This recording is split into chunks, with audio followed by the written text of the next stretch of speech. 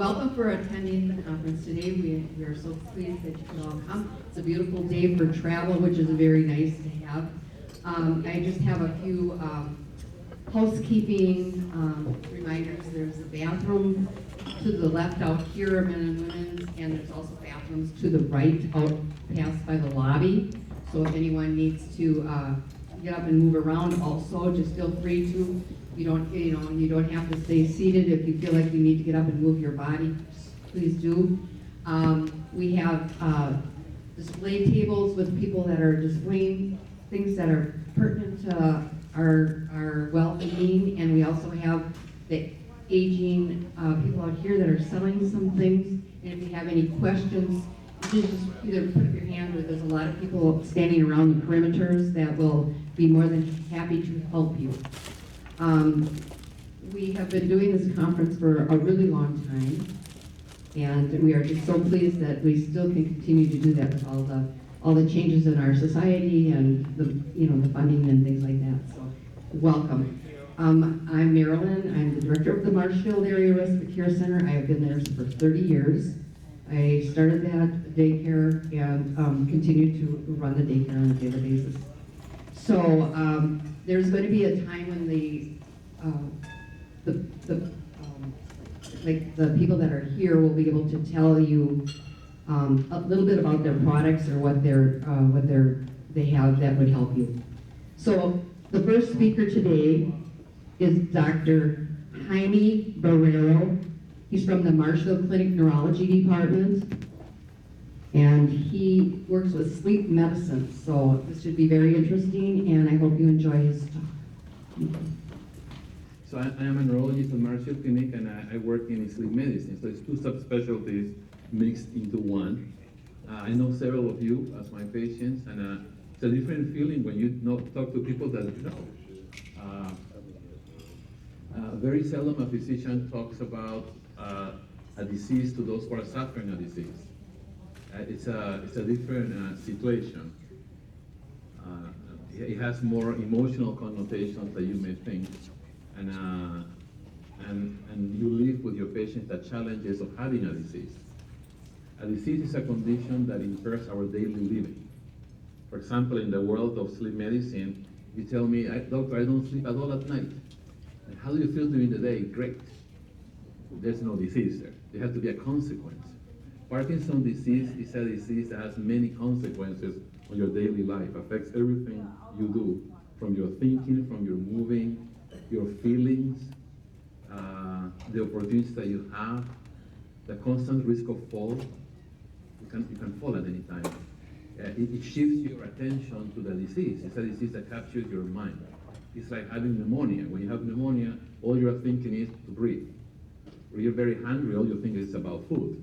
Well, when you have Parkinson's disease, there are changes in the way the whole brain works, and that captures your attention, and it colors your entire life. We'll talk about that today besides sleep. I have no interest, I have no constant interest to disclose.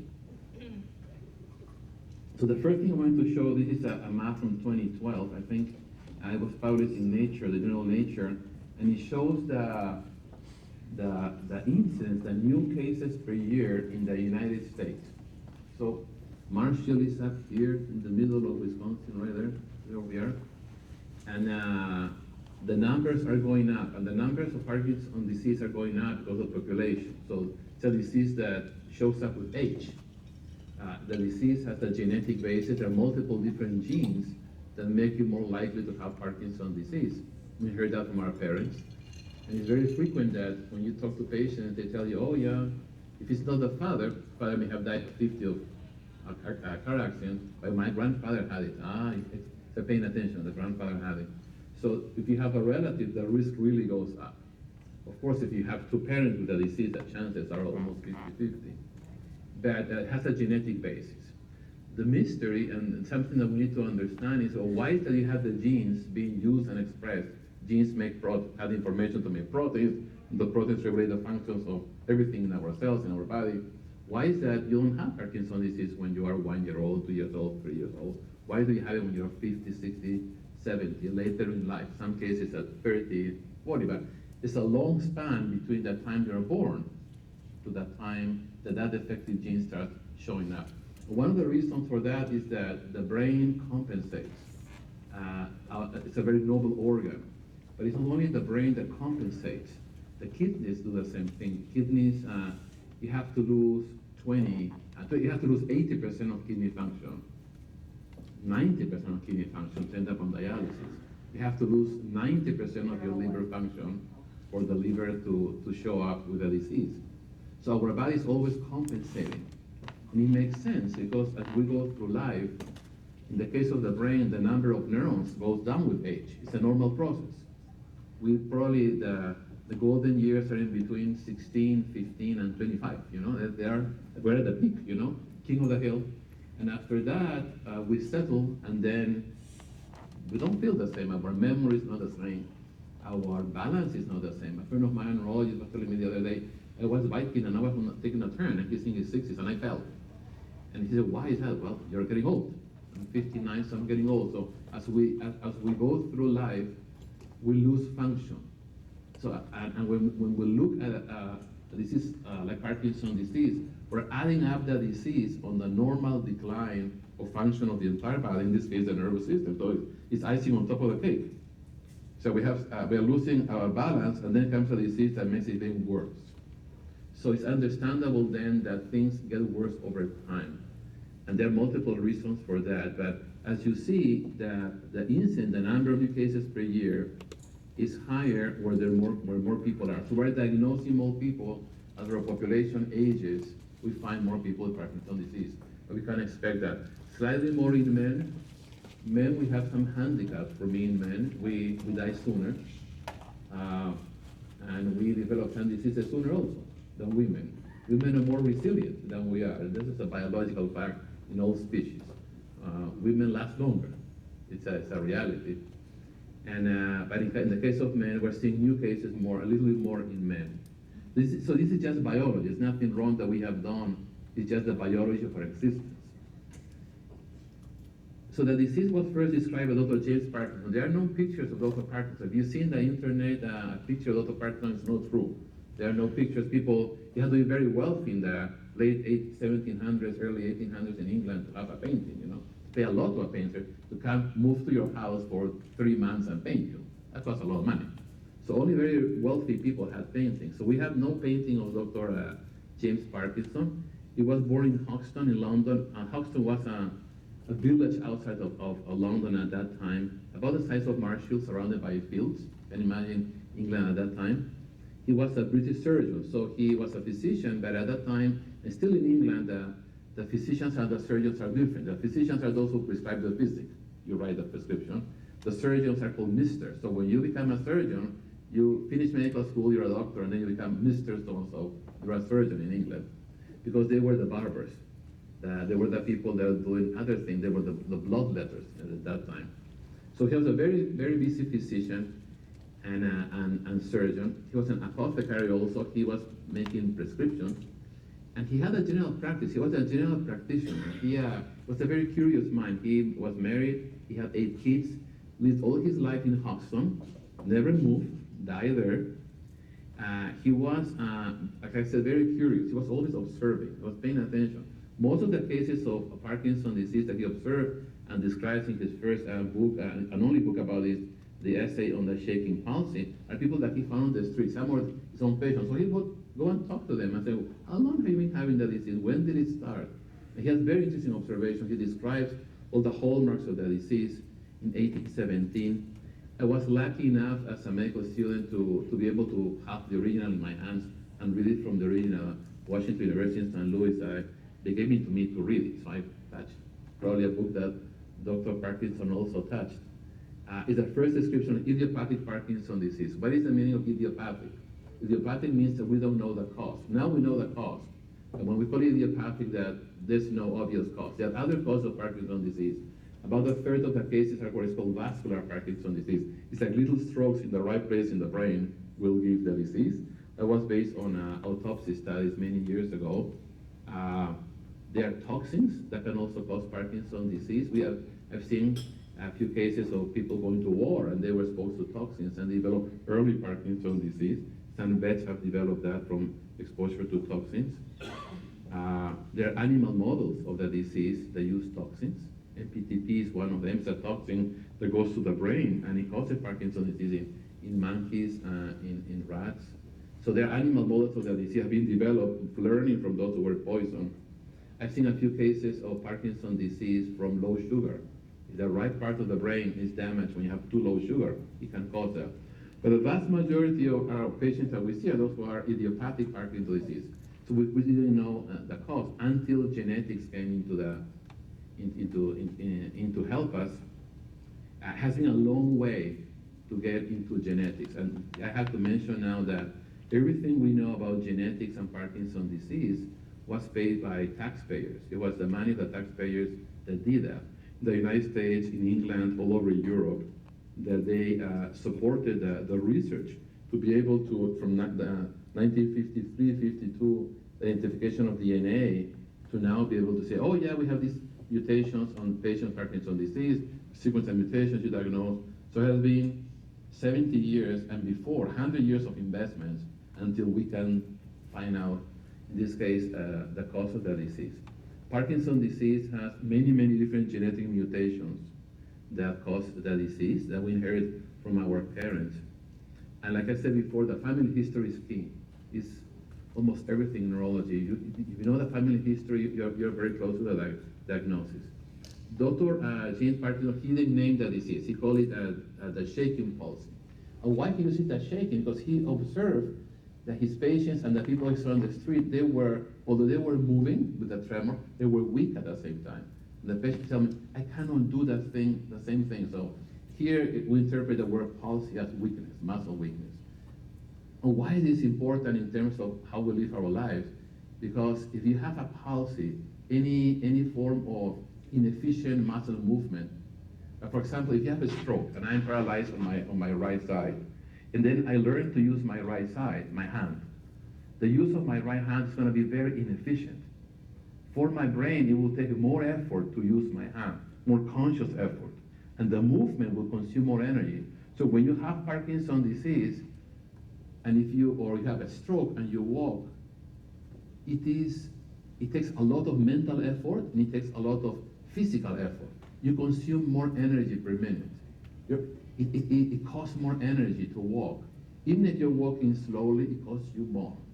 So it is taxing. To go to the bathroom is taxing. To feed yourself is taxing. We don't think, and this talk has made me think about this, is that when we move, we don't think about moving. We just do it, you do it. You walk, you learn to walk, and as a child you run, and you bike, and you swim, and you do everything.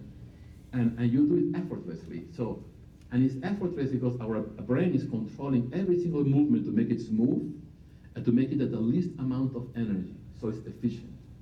With very little energy, we move and we do things. When you have Parkinson's disease or other neurological conditions that affect the movement, it's not that. So when you see somebody with Parkinson's disease, remember that person is running a marathon. Just to cross a hole here is a huge effort to make it to the other side. And it takes more energy, more time, more everything to do it. As a caregiver, it's important to know that because you think, but they're not doing very much, they're not moving. So the patient resorts not to move. Okay, if I'm not going to be exhausted from doing something, I better don't move. And I understand it because I won't move. Because you get both mentally and physically exhausted. Mentally also because you have to think about your feet. We walk without knowing where we don't think about you, just put your foot one in front of the other.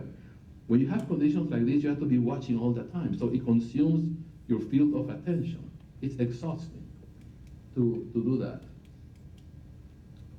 And he asked the patients, people that he interviewed, and he said, yeah, it's exhausting, it's tiring, and fatigued all the time. Fatigue is extremely common in Parkinson's disease. More than half the people say that it's the number one complaint that they have, the tired, the fatigue. It is real. So Jean-Martin Charcot is a father of modern neurology, as a professor in Paris in the mid and late 1800s, and he named Parkinson's disease after James Parkinson. And this is why we know it this way. This is one of the very few sketches that we have with Dr. Parkinson. Like I said, he was a very progressive man. He believed in sanitation or hygiene. London was not a very clean place in the 1700s. This is the time of Jane Austen, but also like Jane Austen. And so yeah, it was not a very clean place. So he was delivering a sermon here in an alehouse. So he talked about cleanliness. He was a proponent of vaccines. Very progressive man. He wanted to improve the life of people. He was very active because he was very practical, trying to help his patients and their families. He was involved in politics in the sense of organizing the city to be better, to improve themselves. So this is how he describes for the first time Parkinson's disease, or the shaking palsy. It says an involuntary tremulous motion with lessening muscular power, in parts not in action, is at rest. And even when supported, even when somebody's helping you, with a propensity to bend the trunk forward and to pass from a walking to a running pace very quickly. I learned that as a medical school trying to walk a patient with Parkinson's disease. He was faster than me.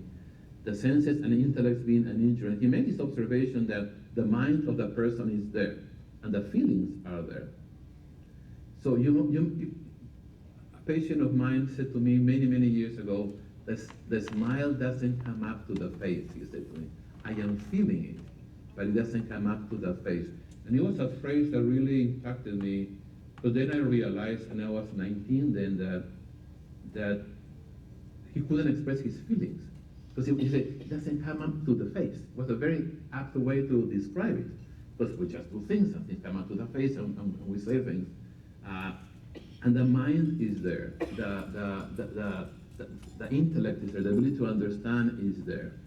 But people appear that they are withdrawn, but they are not there. They're connected and they're watching. They remember everything we say, everything we do, and everything we feel.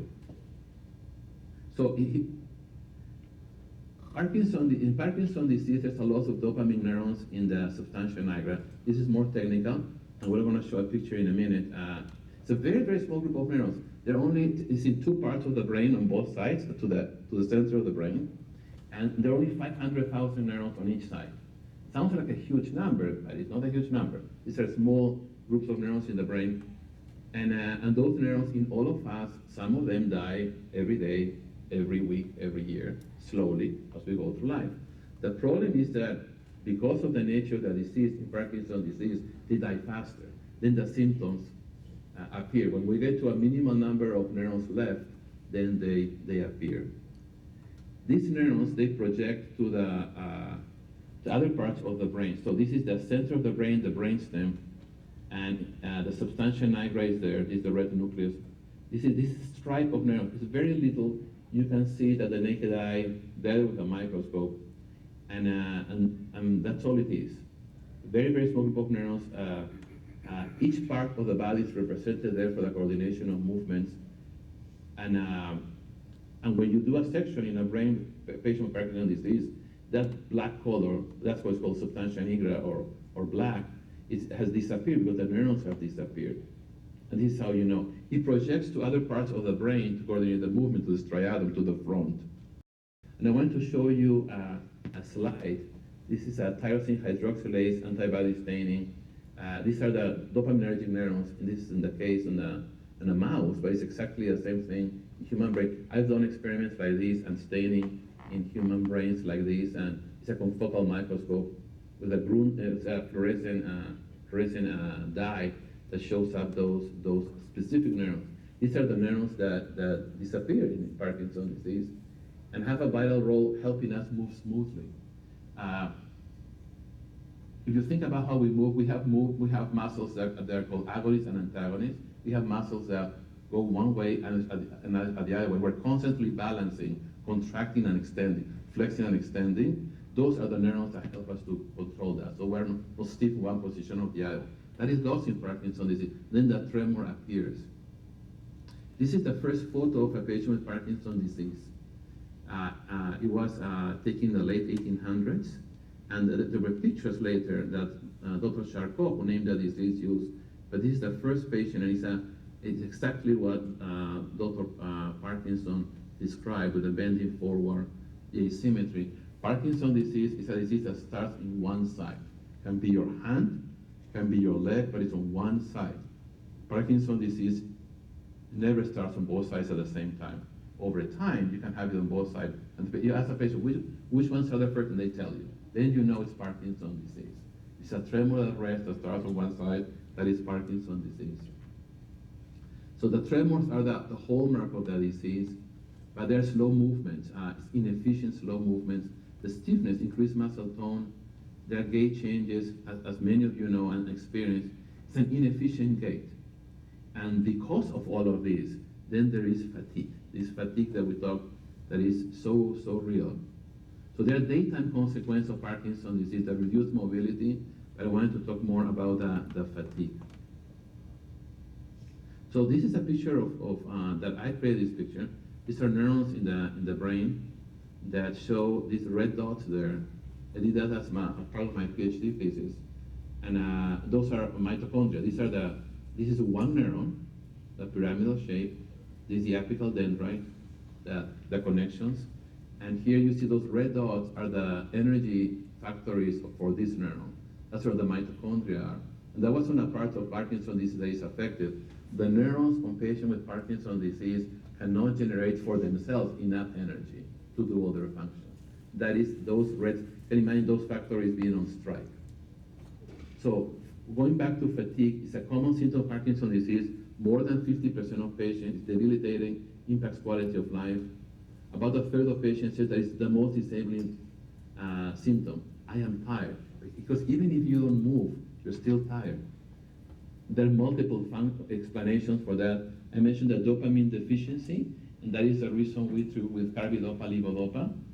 Carbidopa levodopa. The levodopa is a precursor, so it's a chemical that becomes dopamine and tries to supplement what the brain is not making, try to compensate for that, using the neurons that are still there. So the deficiency of that chemical in the brain is at the hallmark of the disease and also for the treatment. But there are other things. It's a neuron that is not functioning well, so this what we call this mitochondrial dysfunction. The energy factories inside the cell are not working properly. But there are other things that happens. So Parkinson's disease is a disease that starts many years ahead, before. Constipation is the number one thing that happens up to 40 years before the onset of the disease. So when I have a patient that tells me, oh, I'm very constipated, I have a new tremor, and I immediately ask, anybody have Parkinson's disease in your family? Oh yeah, my grandmother had it. And okay, and how long have you been constipated? 40 years. And now I'm starting to act out dreams. So some people talk about that. They start adding up. First you have constipation. Then about 30 years, 20 years later, then you have changes in blood pressure control. That's the autonomic dysfunction. One of the parts of the nervous system that controls blood pressure is affected by Parkinson's disease. So when they stand up, some of them, the pressure drops and they can pass out. It seems that the disease starts in the gut. Recent research shows that, and even the bacteria in the gut have a role regulating when the disease starts. So it starts in the gut, the nervous system of the gut, then moves through the spinal cord up to the brainstem. That's when we start acting out dreams, the dysregulation of blood pressure, and then it goes to the substantia nigra more into the brain. So that disease has been in the making for 40, 50 years. But we talked earlier that our body compensates. So our bodies it's a genius of compensating things. So we go through life compensating. It's like you have a bad knee, but you learn how to walk different, and you compensate. Our nervous system is doing the same thing. All our body is compensating all the time. So the life continues, so the life keeps going. And then we have the sleep disturbances. Sleep disturbances are extremely common in Parkinson's disease. So at this point, I want to say that there are multiple causes of fatigue in Parkinson's disease. Can be the inefficient movement, not sleeping well, and we'll go over that. Blood pressure dropping. We all have passed out at least once in our life. Imagine if you're nearly passing out, you're gonna feel horrible. You won't want to move. And then we have this chemical imbalance in the brain. We have Parkinson's disease. Because of the chemical imbalances, you're more likely to have depression, anxiety, memory is not working so well. It's not as bad as Alzheimer's disease, but start changing. So everything affects you. So as a human being, you react to all the things that are happening to you. And the caregiver is also observing that. And as a caregiver, you see the outside, you see the effects. But the mechanisms are so different, but at the same time, they're opportunity. So the way I see all these problems is an opportunity to intervene, to do something. So how to address fatigue in Parkinson's disease, that tiredness? The recommendation, ask your doctor. We all have to have a primary care doctor. I tell myself, it's like I'm a car, and I am becoming an old car. I need a mechanic. And my primary care doctor is my mechanic, and I have to see them at least once a year, because we have to change the tires and check the heart is the pump, and everything else, because I'm changing over time. So I need to ask my doctor what's happening to me. Adjustment of medications. There are medications, if you have Parkinson's disease and you're fatigue tired, it can be because your propranolol, your beta blocker for your blood pressure is making things worse. It can lower your blood pressure more than other people, and you're going to be fainting. So as a doctor, I'm going to tell my patient has Parkinson's disease and now trying to pass out. Immediately look at the list of medications. What can we take off here? Because it's lowering the blood pressure. When somebody that is prone to have low blood pressure to begin with, or they are the propranolol, the medication we use to slow down the heart, to protect the heart, make you extremely fatigued. So we need to cut down the medication in half. And then the patient, oh, I'm better now. I can stop and walk. Other medical conditions. Because you have Parkinson's disease, that doesn't mean that you can have other things. We have 7,000 medical conditions cataloged, and you're welcome to have all of them. You can have all of them, all of us. Thanks God that we don't, but yeah, you can have anything else. You can have anemia, and that can cause your fatigue. You can be bleeding from an ulcer. You can have iron deficiency. You can have a low thyroid, you name it. So when we look at Parkinson's disease, we should not blame the Parkinson's disease on everything the patient has. We need to ask the doctor and tell the doctor, I want to know why. And as a physician, I expect my doctor to tell me why, or try to find a why. If they don't tell me why, I'm not satisfied. I need to understand as a patient. It's a right that I have, and each one of you have. I ask my doctor, why is my knee hurting? What is it broken there? How can we fix it? We have to advocate for ourselves. Many times, a patient with Parkinson's disease cannot advocate. Even to speak is difficult. So as caregivers and providers, we need to advocate for them. In my case, as a neurologist, I emailed the primary care doctor, should we lower the blood pressure? What is happening on the patient? How can we change that? Exercise is extremely important. It's one of the very few interventions that, as much as we can tell, has been proven to have an effect on possibly on the progression, at least, of the gait disorder in Parkinson's disease. It's scientifically based that exercise improves things, and there's a reason for that. And I believe I'm having a reason for that. There are two main pathways in the brain that control movement, two circuits that control movement. One is affected by Parkinson's disease. In Parkinson's disease, the other one is not. We use the other one to compensate.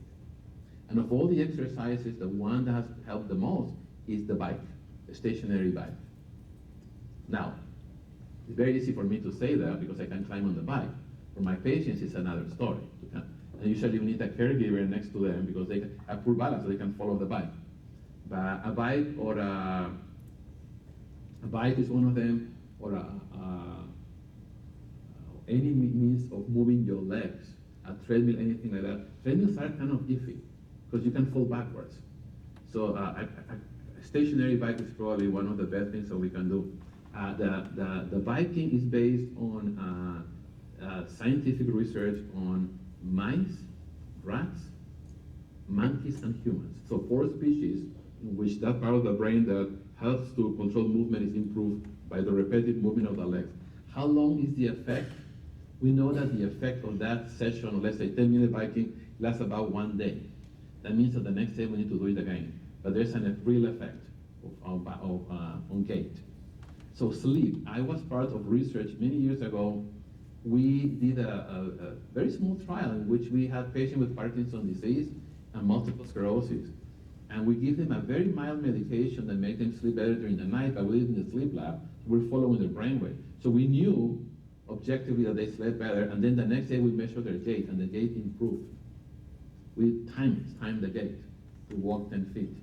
So we know that if you sleep better, your brain's gonna function better the next day. But that is for thinking, for memory, for gait, for walking. It's coordinated by the brain. So if you have a bad night of sleep, you're more likely to fall the next day.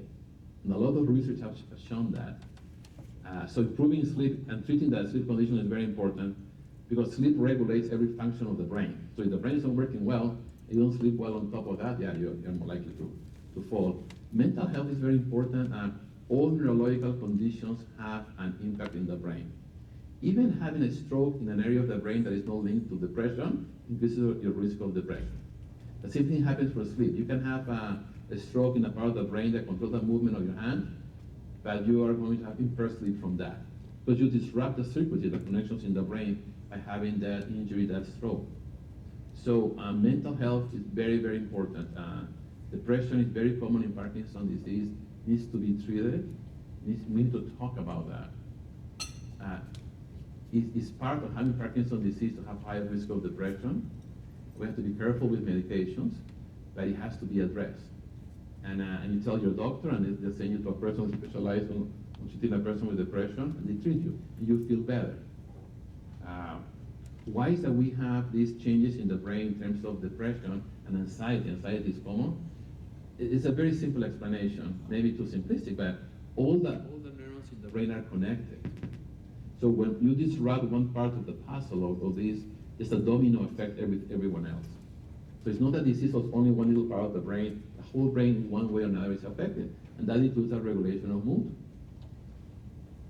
It's like a car that is, again back to the car that is making noises. If we don't pay attention to the noises, eventually the wheels come off. We don't want to get to that point. So if the person is withdrawn because of Parkinson's disease, we don't want to let that person be withdrawn for so long, then it's absolutely depressed. It's going to take more effort and time. It's going to be harder to get somebody back from severe depression than from mild depression in the beginning. We don't get depressed because we are bad people or because we are feeble or not strong. It's because we are human, that's what it is. And Parkinson's disease is not an easy disease to have. This is not a walk in the park. It's a lifetime condition that many of you have. So it makes sense that you're going to be sad and depressed because of loss of function. You were able to do things and now you can't. Just coping with that is enough to make you feel depressed, to feel sad. And it makes sense that you're feeling sad. The other one is energy conservation. Why is that people fatigue? One of the reasons that they don't move is to conserve energy. Remember that what I said in the beginning that movement takes so much effort in Parkinson's disease. One way to save energy is not to move. Then you become a couch potato. We all have become a couch potato when we have a disease. I remember when I had COVID and I had to use my CPAP day and night, I didn't move for a week. It was me with my CPAP, preventing low oxygen levels, watching TV day and night. But that's all, yeah, you conserve energy, you don't move, Otherwise, oxygen levels drop. Well, in Parkinson's disease, you don't move because first, it takes a lot of effort to begin moving. But once you're moving, it takes even more energy to move, so you might as well don't move. And then you're trapped in that situation. And that's why groups like this are so important to encourage people, okay, let's go. Let's go to exercise, let's go to the Y. I think the Y is an amazing place to get people out of their houses, to move, to do things. We humans need other humans to do things. Especially for us men, we don't do things, we do things in groups. The group is very important, otherwise we become isolated. Remember I mentioned that we are seeing more Parkinson in men, in part because women are living longer, so the opportunity to have the disease is there. But women after age 50, we become isolated. Women are very good at making groups of friends and coming and going. Women become isolated and to the point that the research now shows that the average man, the best friend is a wife at the age the 60s, and that's it. We don't have many friends, so our number of friends declines with age, the number of friends women increases with age. So we all arrive to 60 in very different situations. Women with more friends, men with a wife. That's it. And so we need friends, and we need friends that get us out to do things. When that happens, the research around the world shows that men start living longer, almost as much as women. So we need to get out and do things with friends. It may not be very useful things, but at least we're getting out and doing stuff. So we need friends. So now to the topic of sleep disturbance in Parkinson's disease. Dr. Parkinson, he says, as the disease gets worse, in this stage, now advanced disease, more advanced, both sides of the body, impairment of gait, falling forward, slurred speech, like we all can have with the disease, he said the sleep becomes more disrupted. So he saw that as the patient got worse, sleep got worse. He said the tremulous motion of the limbs occurred during sleep and augment until they awaken the patient, and frequently with much agitation and alarm. This is very interesting. He didn't know about restless legs. Restless legs was described in the early 1600s by Dr. Willis, also in England, but a different town like him. We know that patients with Parkinson's disease, they have more restless legs. Parkinson is a disease that doesn't happen in sleep. You have to be awake to have the tremors. But it disrupts your sleep because you cannot move. Now, there's more restless legs in patients with Parkinson's disease, but because you have restless legs, that doesn't mean that you have an increased risk of Parkinson's disease. It's a question I've been asked many times. Regular restless legs happen in 1 out of 7 people in Wisconsin. It's about 1 in Scandinavia. The genes for these are at least 4 genes that have been identified. They are all in Northern European parts of not only part of Europe. So here in Marshfield, we have plenty of patients. In the clinic, we have over 2,000 patients with restless legs. It's extremely common. It's inherited. And imagine if you have a family history of restless legs and a family history of Parkinson's disease, you put them together in one person. The nights are going to be terrible. Now, just having Parkinson's disease increases your risk of restless legs, and I think that's what Dr. Parkinson is referring to, because they do wake you up. And they augment, they increase, and you can see them until they wake you up. When he mentioned with much agitation and alarm, it makes you wonder if it's also talking about REM sleep behavior disorder. That was described officially only about 40 years ago by Dr. Carlos Schenck in Minnesota. But we know throughout history that people have spells of acting out dreams, and we'll talk about that in a minute. But we see that on Parkinson's disease. The sleep disturbance in Parkinson's disease, we need to remember that we have the chances of getting common diseases. So sleep apnea is extremely common. How often do we have sleep apnea? 1 in 4 people in the United States have sleep apnea. So we get into deeper sleep with slow breathing, we close our airway, oxygen levels drop, and you wake up. But imagine if you have Parkinson's disease, but a strong family history of sleep apnea, which is a 1 in 4 chances, essentially 1 out of 4 people have it. Yeah, it's going to disrupt your sleep. You're going to wake up. And if you wake up a lot during the night, you're going to feel horrible the next day. In the case of Parkinson's disease, you immediately know that your gait is worse the next night. So sleep apnea needs to be ruled out in patients with sleep disturbance with Parkinson's disease. Periodically, movements are the restless legs. We'll talk about that in a minute. REM sleep behavior disorder, very common in Parkinson's disease. And the acting out of dreams that some of you have seen or heard or experienced. And this is a circadian rhythm disorder. And what's circadian? It's of the regulation of the day and night. If everything is working perfect, you wake up at your time. We know that your genetics determines when you wake up, determines when you go to sleep, determines how long you sleep. Those are genetically based. There are many different genes. So the period genes, the genes that regulate the timing of function, not only in your brain but in your body. So we don't choose that. You can. This is from your genetics. You come to life with ideal time to wake up, ideal time to do different things. Failure gets worse, kidney failure, you're more sleepy. Even with restless legs, the risk of myocardial infarct goes up 50%. Affects your mind, the risk of strokes goes up, arrhythmias, and you're more sleepy. Now, in Parkinson's disease, half of the sleepiness comes from sleep disorders through the night. The other half is carbidopa-levodopa. Carbidopa-levodopa is an amazing medication. Has changed the life of millions of people in the world. It's cheap, it's accessible, but number one side effect, it makes you sleepy. It's a reality of the medication. As we increase the dose, we can make the patient very, very sleepy. But it's an amazing medication at the same time. It really helps. Other medications can make things worse, and so as a doctor, I always have to go and look at the list. What else are they giving to my patient? And I ask, how long have you been sleeping? Oh, for the last 3 months. Have they changed any medication recently? Maybe they are taking Benadryl for an allergy. They increase their blood pressure medication. You name it. Something has happened. There has to be an explanation why things changed 3 months ago. So I mentioned this already. Now I want to talk about REM sleep behavior disorder. REM sleep behavior disorder, the name says that something happens during REM, regular movement sleep. And behavior means that you're doing something. So this is the acting out of the dreams. Not uncommon in Parkinson's disease.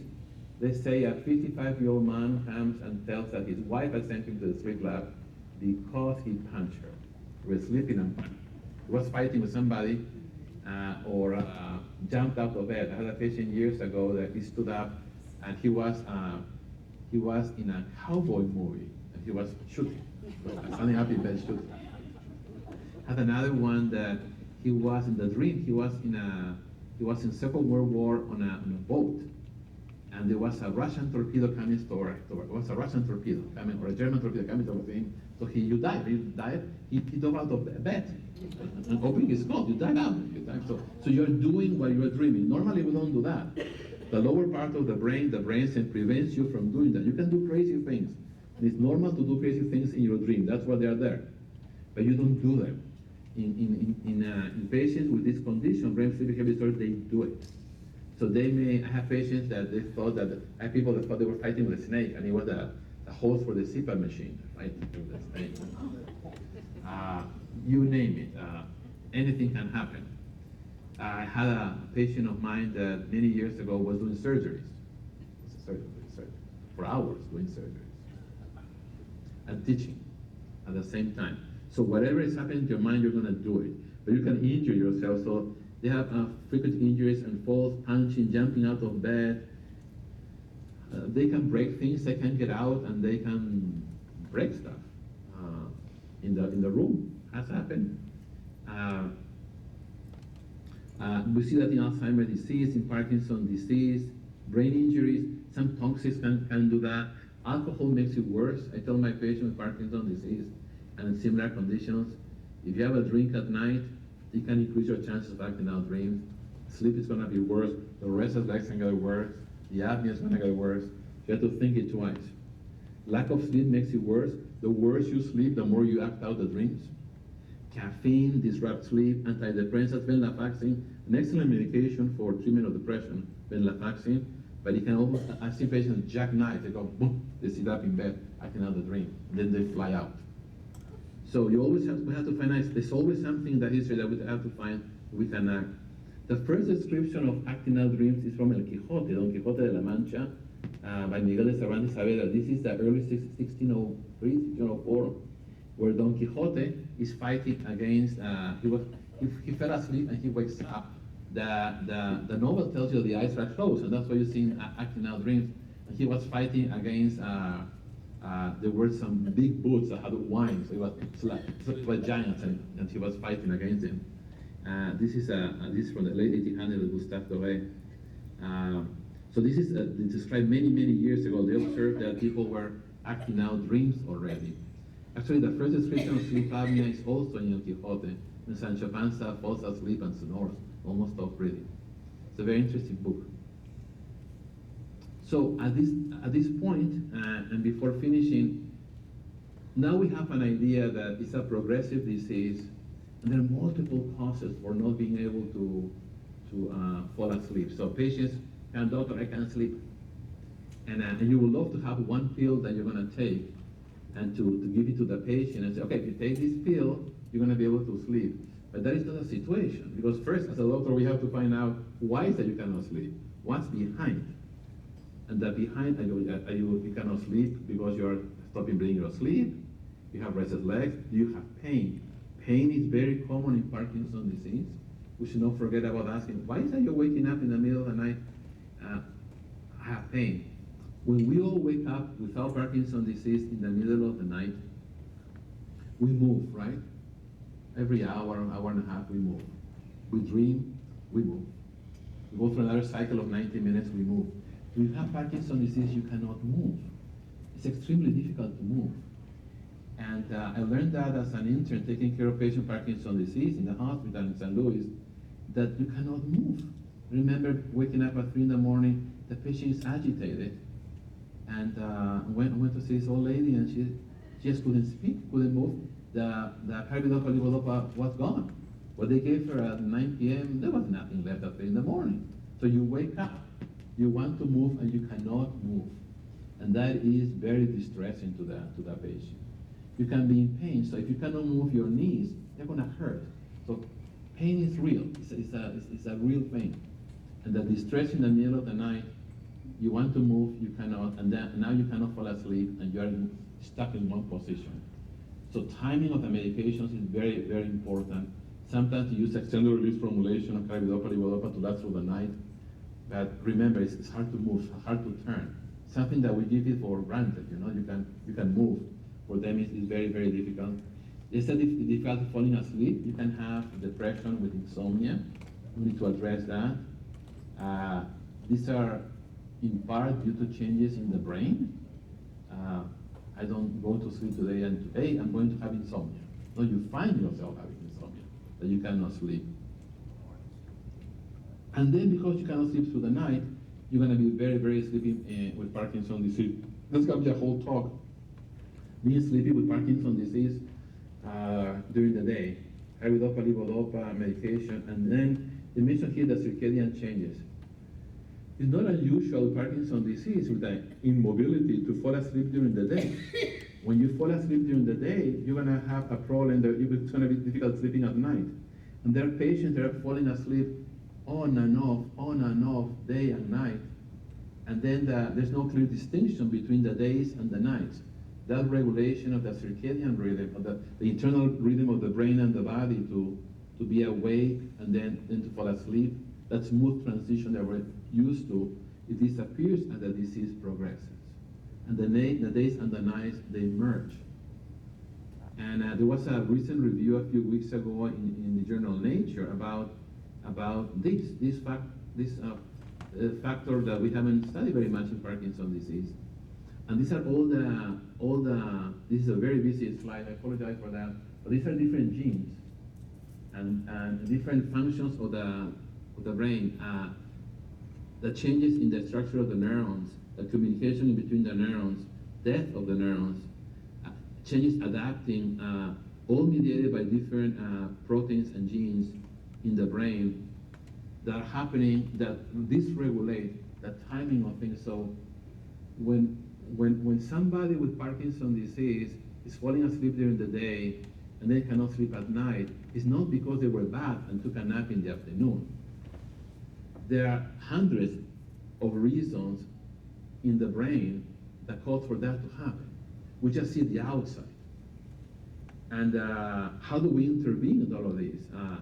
It's extremely difficult. We're going to need another 20 years of science to be able to try to regulate this, so we can do that. But the number one ally that the patient has is the caregivers, the family. This talk makes me think about Parkinson's disease is not a disease of a person, it's a condition of a family. In a way, the whole family has Parkinson's disease. It affects everybody in the family. Caregivers are essential in Parkinson's disease. They are the reason why people live longer. You look at the numbers 30, 40 years ago, if you had Alzheimer's disease or Parkinson's disease, you lived a shorter life. Now they live pretty much a life as almost as long as everybody else. And it's the families, the caregivers, that make the whole difference for the unfortunate person that has that condition. It can be any of us. It can be me in 5 years. And my life is going to depend in many ways on my community, my wife, my kids, everybody else, to go through a condition like this. It's progressive. It doesn't stop. We don't have a true treatment to stop the progression of the disease, short of what we have seen with exercise, perhaps. But what has changed the progression of the disease is the care of the family. People are living longer because of their family. So There are things that we can do. We can make sure that person has breakfast on time. We can, as much as we can get them out of the house to exercise. If you're gonna go to Walgreens, let's go together. Let's go. We need to get them out of the house. We need to make sure that, so they have breakfast, lunch, and dinner on time, that the routine aspects of life are still present. So the brains cannot do it on their own, so it won't be spontaneous. It depends on one part of the individual, on the other part of the family to have a structure, a rhythm. But the brain cannot do the rhythm on its own. Because the changes are happening in the brain, so it takes a community to pay things for them. And it's a lot of work, it's a lot of asking to do. Because these are unconscious functions that we have to make them conscious to help somebody. In the same way that we're gonna need somebody to turn you in the middle of the night, because you cannot do it. We're gonna need somebody to, another human being that is gonna say, let's have breakfast, because you forgot to have breakfast, and everything else in life. What has really changed the life of patients with Parkinson's disease is everybody else in the community. And their determination also not to give up. It's one of the most organized groups in terms of lobbying Congress for research and money for research. All of these little points here that I have in this slide have to be developed. This is to be developed. Studying the disease and how to regulate just one aspect, that is the regulation of days and nights. Imagine the rest, the effect on muscle. It's quite a challenge, but what science has proven us and the goodwill of people have proven us is not an insurmountable challenge. Yes, we can do it. Many changes have happened over the last 70 years. Marshfield is a witness to that. Here from, as Melvin Laird told me one time, from the little town of Marshfield, started the idea to support NIH and develop NIH.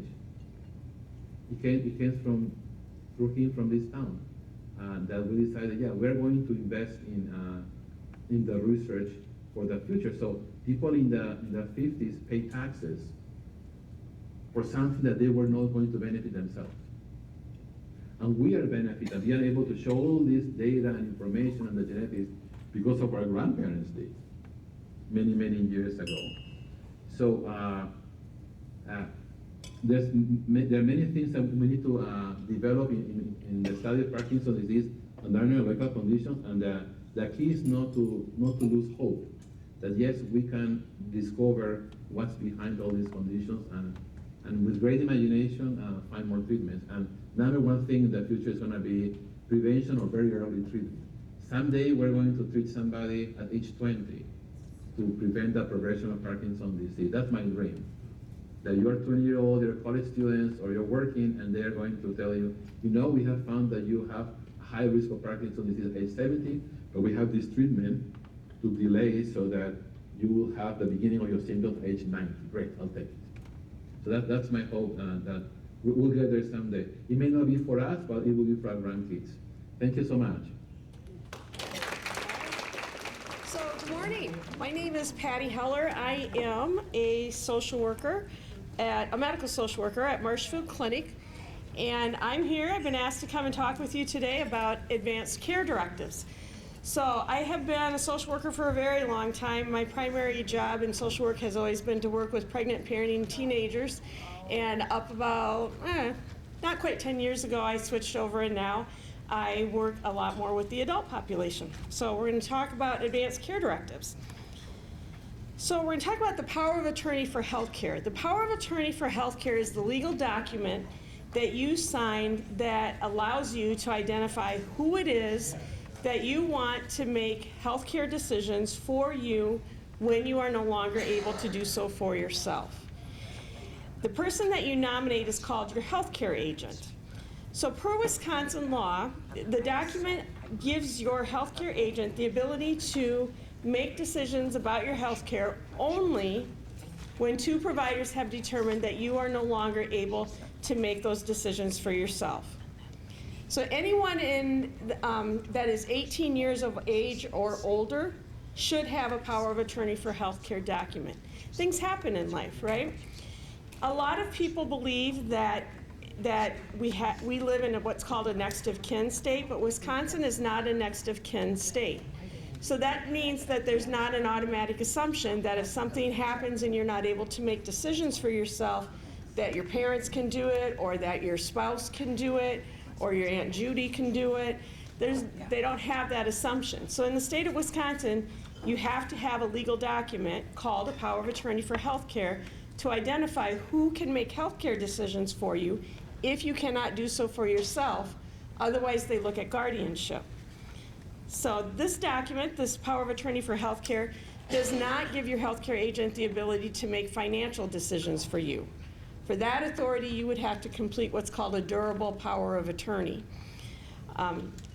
In Wisconsin, you do not need an attorney, you do not need a notary to complete a power of attorney for health care document. I have put a document on your table today. So as we kind of go through things today, if you want to look through it with me, if you want to sign things, if you want to complete one today, those are all things that we can do as we go along here today.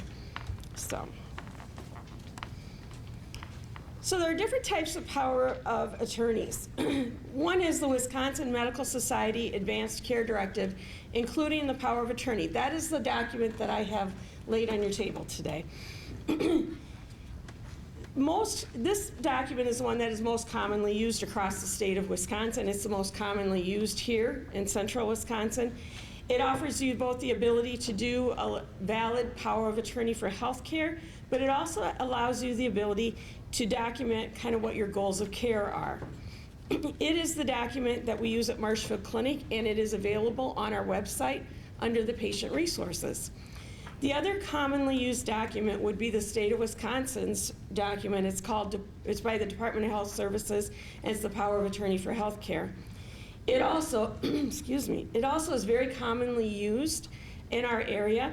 The difference is that it allows you to complete a valid power of attorney for health care, but it does not give you the opportunity to really kind of lay out some of what your goals of care are. So it's a quicker, easier, get it done document. It is often used in the hospital setting, and it is available online too. If you Googled State of Wisconsin Power of Attorney for Healthcare, you would find it. The other means by which people do a power of attorney for healthcare is through attorneys. We commonly see that, and there are online forms. I will give you a word of caution. So the caution is that we do come across documents that people get offline, and they don't actually fulfill the requirements of the Wisconsin statutes to be a valid document. So I have had people that have turned things in, and it is something that we can't accept because it's not a valid document for Wisconsin. So I really do recommend, if you're looking at doing a power of attorney for healthcare, or you're going to have one of your family members complete it, to use one of the documents that I kind of have identified here today. It'll go a little bit better. So if you're choosing your healthcare agent, it's a big deal. You want to choose somebody who knows you well. It should be someone that you trust. It's somebody who respects what your decision making would be. You want to choose someone who will follow what you want and will be a good advocate for you, because they're going to be working with your healthcare providers. You want them to be able to advocate with your physicians and nurse practitioners. You want to choose someone who can make decisions. This is a tricky one sometimes, because we really want to go with somebody that's important to us. A lot of times we want our spouse to be our power of attorney for health care. And sometimes what happens is people fill this out, and it's 10, 15 years later before this gets activated. And at that point, their spouse may not be able to make good decisions for them anymore. Maybe they have their own medical issues going on. So be a little bit thoughtful when you're looking at healthcare agents to decide. Make sure it's somebody who can make good decisions for you. And most importantly, you need to talk to your healthcare agent. They need to know what you think, what you feel, what you would want for your healthcare, what keeps you comfortable, what kind of treatment you would want to do. Those conversations are very important to have with your healthcare agent. Primary healthcare agent versus alternate healthcare agent. So when you're filling the document out, it comes to the part where you're going to list them. The person that you list first is called your primary health care agent. They will be your power of attorney for health care when it gets activated, and they will be the ones who will make the health care decisions for you. If they are no longer able to do so for themselves, it then goes to the alternate health care agent. Healthcare, power of attorney for healthcare is not a group project. It's not safe to have multiple people making healthcare decisions for you. So it's important that you know the first person that you list is going to be the person. If they cannot do so, it then goes to the alternate person. So I do recommend having an alternate because there are reasons for that too. These are the general authorities of the healthcare agent. So the healthcare agent is going to be the person who decides on tests, your medicine, your surgical procedures, any other medical care that you might have. If a treatment started, they can keep it going. If it's something started and they're like, no, this isn't really what they would want, they can stop the treatment. They are going to do things that are in your best interest. They should be interpreting your medical instructions based on what they know about you and what your preferences and what your goals of care are, what you value. They will review and release your medical records and personal files as needed for your medical care. They're going to arrange for your medical care, both in the state of Wisconsin and any other state. Of note, typically, power of attorney for health care will go across state lines. So if somebody came here from Texas, as long as they have a power of attorney for health care that is valid in the state of Texas where they completed it, it would be honored here in Wisconsin, and vice versa. They're also going to decide on organ donation. So they're not going to make that decision for you. That's one of those conversations you should have with your healthcare agent. But if the choice needs to be made about organ donation, they're going to be the people that are going to be talked to at that point in time by the physicians. It is important to know that, that Wisconsin law limits a healthcare agent's authority on mental health treatment. I can tell you many times when I've assisted people in completing these documents, you'll hear them say, I'm not choosing her, she's going to lock me away. She'll put me away. That can't happen. That's not how it goes. That is not in their authority to do that.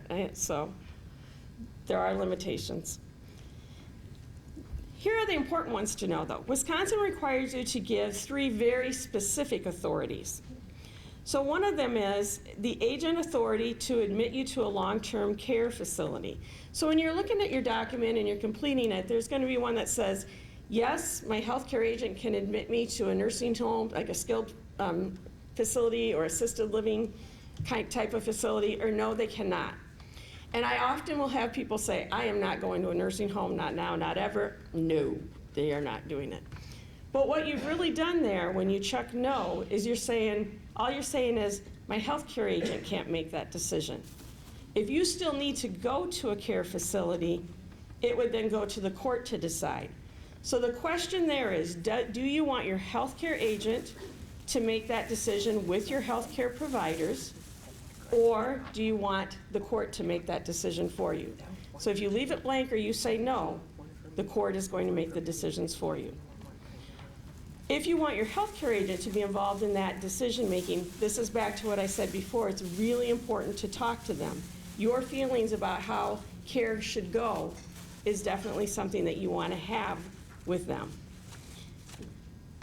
The other authority is the agent authority to make the decision to refuse or have removed a feeding tube and or IV fluids. This is when we're talking about end of life stage of things, and it's the same as above. If you want your healthcare agent to work with your healthcare providers to make that decision for you, then you say yes.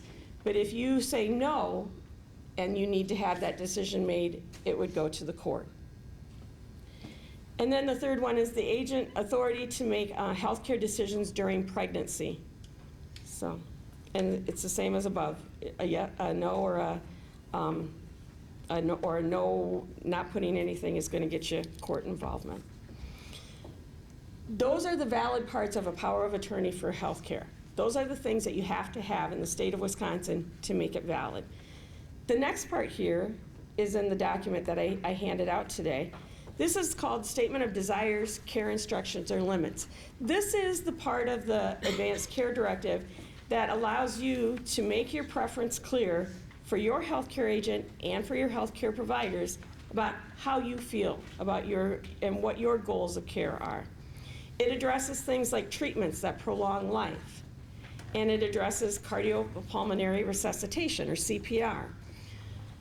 So when you're talking about treatments that prolong life, it gives you the opportunity to identify what is your preference. If you had to be receiving treatments that only are going to prolong life, but they are not going to, you're not going to be cured, and you're not ever going to recognize the people around you, you're not going to participate in life in any way, it's simply to sustain life, would you want to continue that, or would you not want to? So that's what you're addressing in that part. The CPR part is again, talking about if your heart and your breathing stopped, would you want somebody to do CPR, or would you say, no, let me die a natural death at this point in time? People have differences of opinion on this, and it changes throughout life. If you're a young person and somebody does CPR on you, it's going to go fairly well. It's going to have a pretty good outcome. As we age, our bodies get brittle, and CPR may have a different outcome. So people's opinion changes. I will tell you this.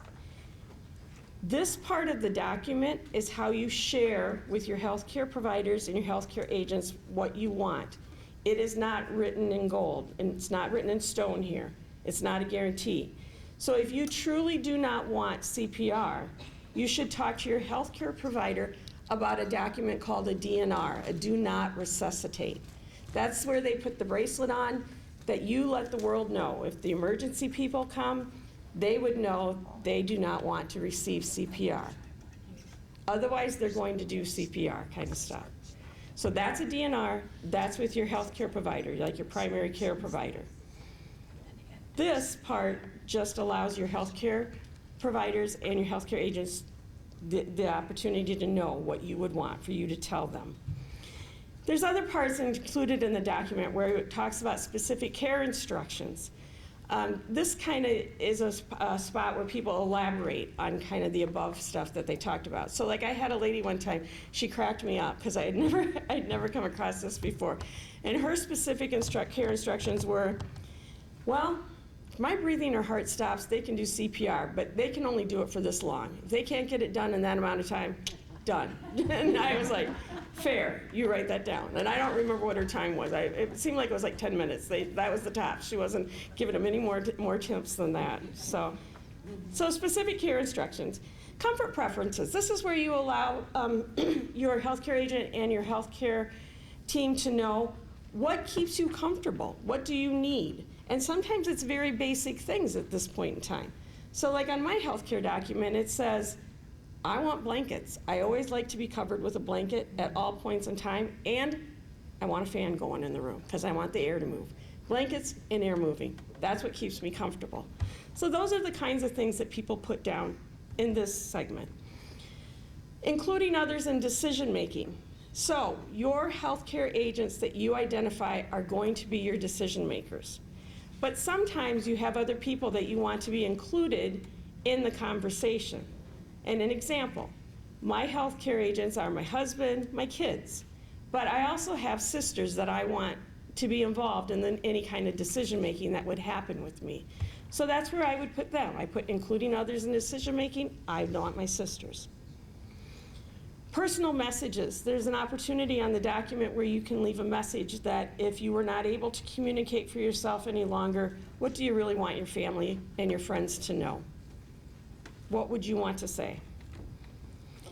If I am near death, things I would want. In this section, people identified a lot of times rituals. So like some people want last rites. There are different cultures that have different rituals that you would do at the time of death. What do you need? Would you want a prayer by a pastor? I had, the most interesting one is I had a guy who said, bring me my dog, I need my dog. Put my dog beside me. So that's where you identify that. And then donation of organs or tissue, that is also a part of the document.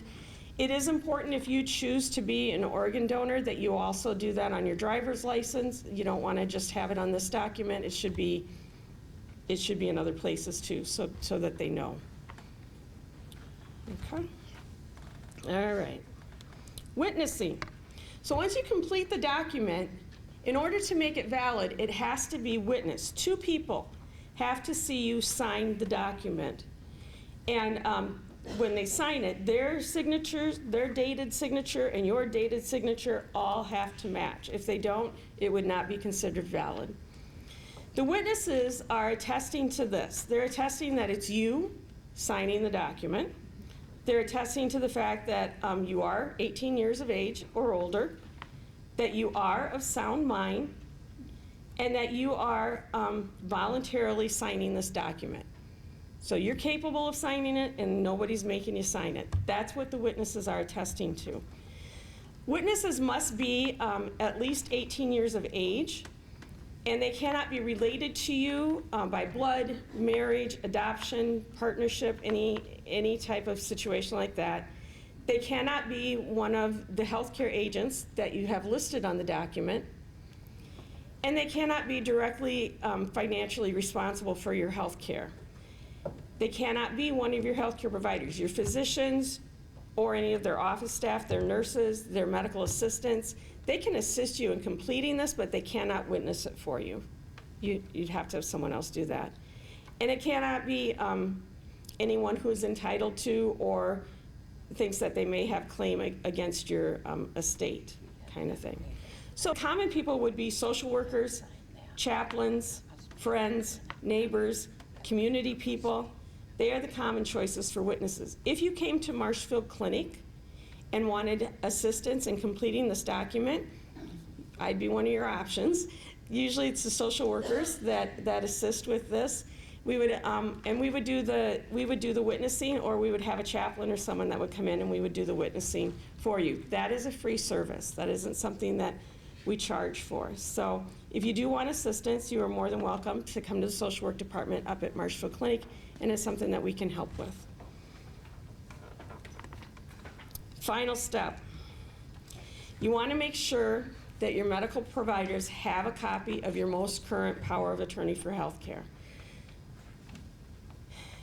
This document is a very, very important part of your medical record.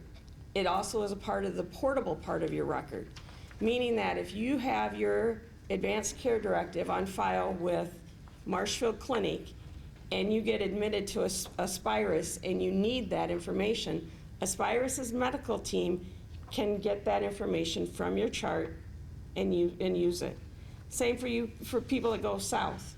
If you're in Florida, you're in Texas, you're in Arizona, and you need that document, they can get it. The medical team there can get it from our record here. It's a portable part. It's an important part, it goes with you. So if you went to a care facility, the documents that are going to go right away, your demographics, your insurance information, and your power of attorney for health care. It's a very critical part. One of the things that happens with healthcare, power of attorney for healthcare is that sometimes they get completed, they get turned into the medical provider, and we forget about them. It is something that you should update if you have major changes that occur. So if you had a divorce that happened, if you had a major medical thing come up with one of your healthcare agents, or maybe you had a healthcare agent that is deceased and you're listed on your document. It's important that you take a look at it they say like 10 years. Take a look at it and make sure it has what you want on it. The other thing that happens, I see fairly frequently, is somebody will complete a power of attorney for health care 20 years ago, and then they go to an attorney and they work on their will and they're getting all their documents together, and they redo a new one and they forget to turn that in. And we just had that happen where we had somebody that got activated, and when it got activated, the person that was listed as a power of attorney for healthcare really wasn't, because the document at home had something different. Whatever document has the most recent date is the legitimate document. Whatever one has the most recent date. So if you update your power of attorney for healthcare, discard the old one, get rid of it, have any healthcare agents that have it, a copy of it, get rid of it, and turn it into your medical provider, because we'll do the same in your medical record. We'll get rid of the old and we'll get the new one in there. All right? One of the things that I forgot to address a little bit, and I don't know if I flew by that slide or what I did, but it is important, I catch up with myself here for a second, just a second. Now I lost it. It'll come back. You're in good company. I'm in good company. Thank you very much. I appreciate that. It is important. It was an important piece of it. It was something I wanted to tell you about the, activation. I wanted to talk a little bit about the activation. So a lot of times people think that once they've completed the power of attorney for health care, that it's that power of attorney, that person they listed, that healthcare agent, has authority right away. They do not. You are your own decision maker until two providers deem that you are no longer able to make those decisions for yourself, right? Two providers have to sign that document. So your POA is not activated right away. It's something that comes with time when you are no longer able to do so. And the things that happen, people have strokes, people have dementia, people have car accidents. There are different things that happen throughout our lifetime that can make us unable to make decisions for ourselves medically. Sometimes it's short term. Sometimes people have a stroke and this gets activated and their healthcare agents make their decisions for a while, and then they rehab and they're better. Then there's a capacity statement signed and you're back to making your own decisions again. So this is a very critical thing to have in your medical record because your medical staff is going to help you manage this. All right? It has to be on file in order for any of that to happen. All right? And I think that's all I have to say today. Any questions about this? Yeah? I would like to know, do you prefer the patient to have many copies so when they go to a different doctor, they get it on that system versus us, you getting it from the next, like Aspire to Marshfield Clinic? Yeah. So usually when I'm assisting somebody in completing a document, I put one in their medical record. The original goes back to the person, and copies for each of their healthcare agents is what I distribute. From there, it's really a personal choice because, like I said, there's other medical facilities have access to it in your medical record. It's never a bad idea to give it to another care facility. The issue that comes into play is sometimes people do the update and they forget to update it everywhere. Because we have had that where Aspirus had one thing and we had a different thing on a person. So then what do? We go back to the date. Whatever one is the most recent date is going to be the legal document. So there's benefits and negatives to that. Good question. Thank you. Yeah? I have a question about, do you know anything about DocuBank? We went through our elder law attorney and we pay a service to release information to someone if we have an accident out of state or whatever. And what is it called? DocuBank. Yeah. I am not familiar with that. For that. Yeah. And basically it talks about, we signed everything with the attorney and it releases any information to other facilities. Yeah. If we need that, Okay. to do that. I'm not familiar with that system. What I can tell you, though, is I can tell you that when HIPAA came through, that Health, Privacy, and Portability Act came through, a part of that act was that medical facilities all had to have electronic medical records that were accessible by other healthcare facilities. So if somebody presents to our facility and they're in an emergency situation, but we find out from the family that they have medical records at Aspirus, we can get access to that medical record, and it's anywhere in the nation. That was a federal law. So the same thing for us. It's like if we need it, we can grab it, or if they need it, they can grab it. So you have privacy, as in I can't tell other people about your care kind of thing, but there's also accessibility. The portability part of that act was also important in making sure that healthcare providers have access. And sometimes it's like if we have a patient that's ongoing and we're like, okay, they're seeing bone and joint clinic, so we need to make sure that we're all on the same page, we will do that.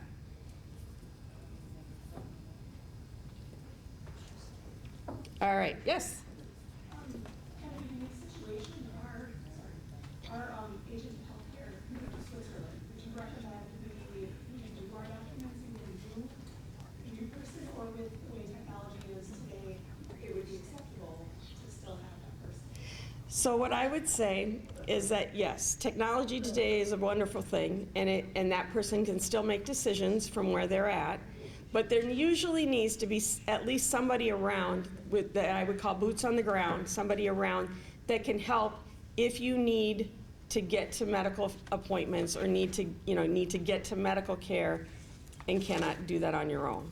So, yes, we have a lot of healthcare agents that are not immediately available. They are across the nation. That's kind of the way it is these days. But it is important to have somebody around if needed that could help with that transportation and that kind of stuff too. Yeah, yeah. Would it be acceptable to take a photograph of this paperwork and have that in your phone and use that instead of a hard copy to turn in? So I would still have a hard copy turned into your medical record. As long as it's in your medical record, then the phone is a fine way to hold on to it if that's what you want to do. Yeah.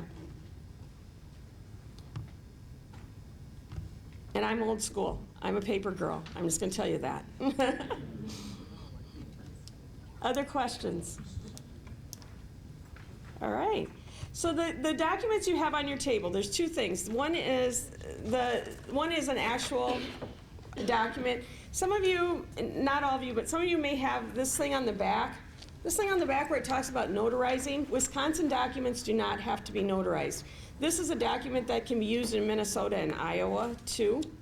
So it has it, and they do use notaries there, but in Wisconsin you just have to have the two witnesses like I talked about before. All right? And then this is a document if you want help. Like I said, I can help at Marshfield Medical Center.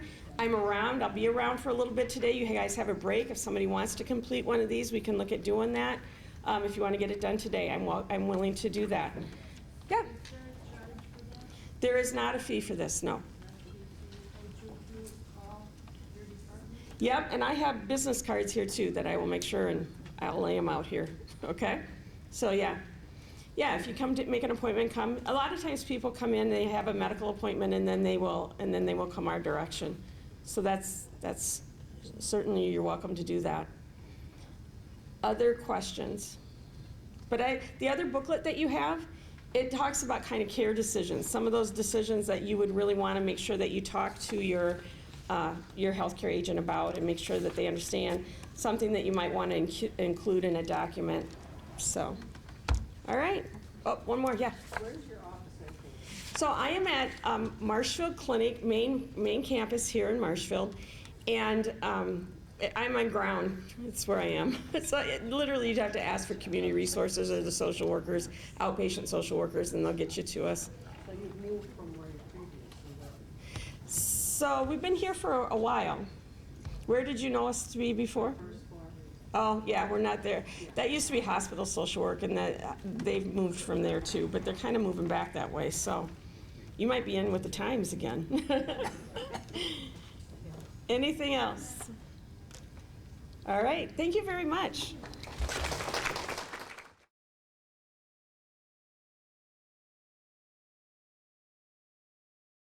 I love the transition of age where you have to take your glasses off versus with, but thank you for having me. My name is Tracy Wendt, and I am a navigator with PAM Health Rehab in Wausau. I get a lot of questions, what does PAM actually stand for? And it's post-acute medical, or also people always matter. We've been open for about a little over a year and a half. PAM is actually in many different states across the United States. We're fortunate to have physical therapy, occupational therapy, and speech therapy here in central Wisconsin. PAM is an inpatient rehab hospital. Your therapy is given while you stay there, and there's 3 hours of therapy spread out throughout the day. So that would be Monday through Friday, and some weekends as well, some activities on Saturday and Sunday. So it's personalized.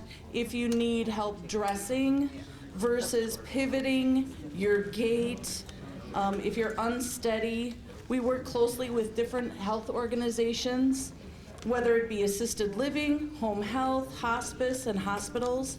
Right now I work in the Marshfield area, so I work with the Marshfield Hospital closely. They have wonderful case managers that can help coordinate what works out best and what your needs are. We are a unique facility. We have a 24-hour physician on call. He does round every day. We have a pharmacy, lab. We also have dialysis. So if you have dialysis maybe Monday, Wednesday, or Friday, when you're with us, we have those dialysis suites. We have 42 beds, a dedicated wound care nurse, and you would have your own room, bathroom, and shower.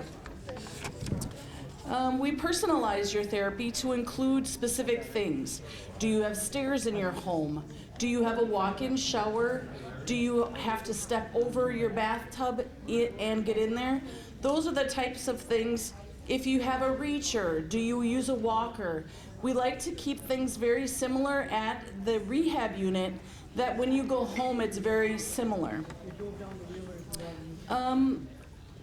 We're a good transition. So if you're at the hospital and you need extra therapy, and then you would come to us, and then you also could go home with outpatient therapy as well.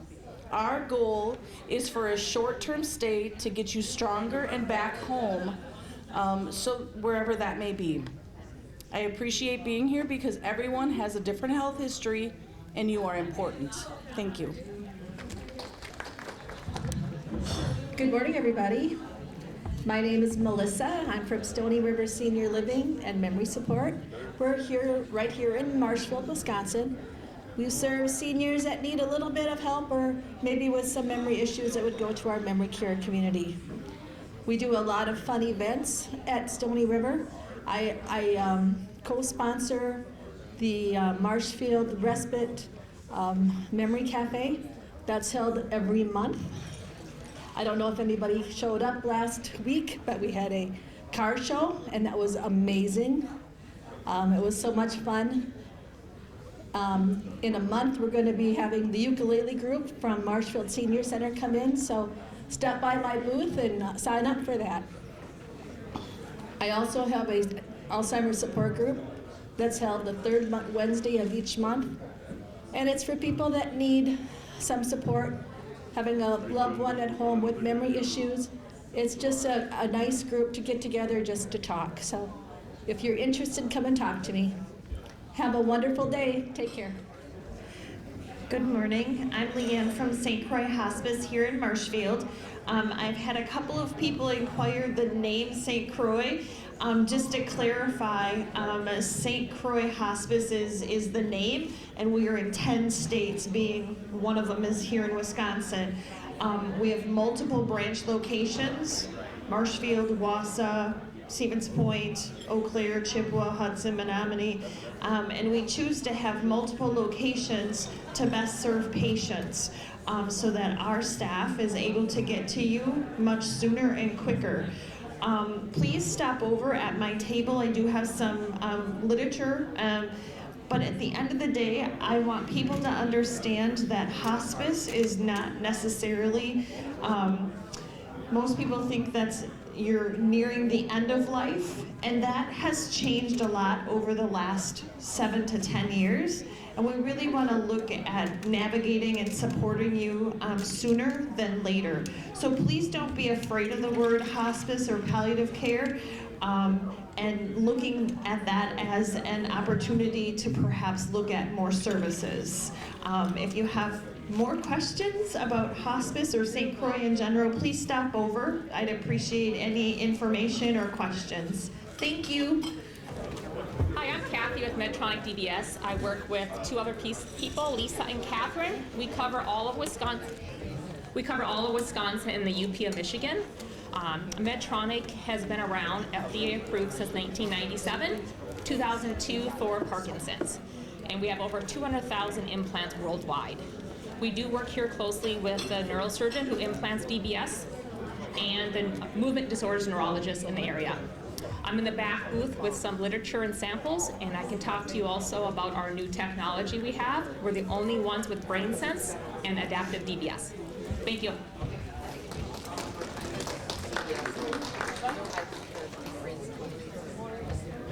Oh, so she wants me to say DBS stands for deep brain stimulation.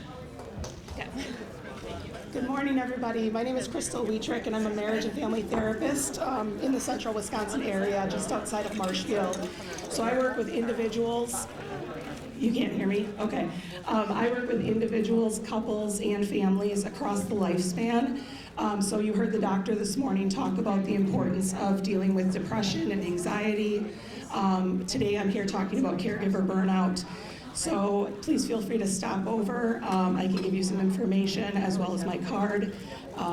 Again, both for yourselves as well as the family members that you know and love. Thank you. Greg Strelo with Boston Scientific's Deep Brain Stimulation team. I know Medtronic is here as well. Very similar components. Every vendor has sort of a little bit of something that makes them a little bit different. Would love to talk to anybody who has questions about deep brain stimulation in the back. I'll keep this super short because we're kind of interrupting your break. But DBS is a fantastic procedure for patients with Parkinson's, particularly if you get to the point where the side effects from the medication you're taking are worse than the symptoms that they're trying to treat in the first place. One of the reasons that DBS works so well is that you need to get a neurologist, a neurosurgeon, a neuropsych, neuronursing staff, and a handful of other doctors to all agree that you'll be better off afterwards than you were beforehand. So you can imagine how difficult it is to get that many doctors to all agree on something. But that's why, once you make it through that process, DBS works so well. So my crusade at events like this is talk to your doctor sooner than you think.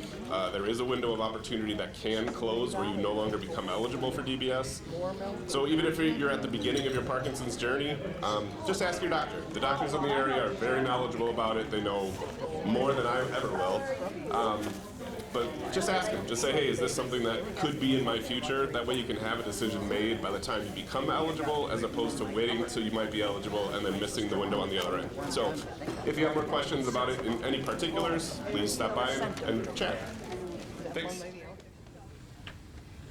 I need you to take a deep breath.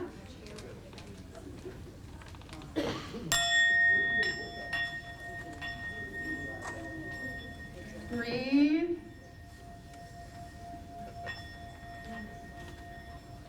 Harmonize.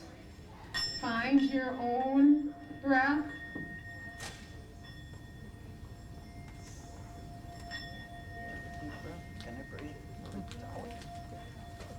Okay, very good.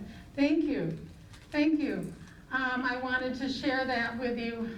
Besides, it was my 50th anniversary present from my husband, so I thought it was really cool. And there's nothing better than something to cause a meditation and silence and quiet the mind as we move into the movements I'm about to share with you. So thank you for allowing me to share that with you. Yes, the first thing I want to say is I'm delighted to be here. Some of you I've met before, some I've seen elsewhere at the Y or at Parks and Rec or things like that.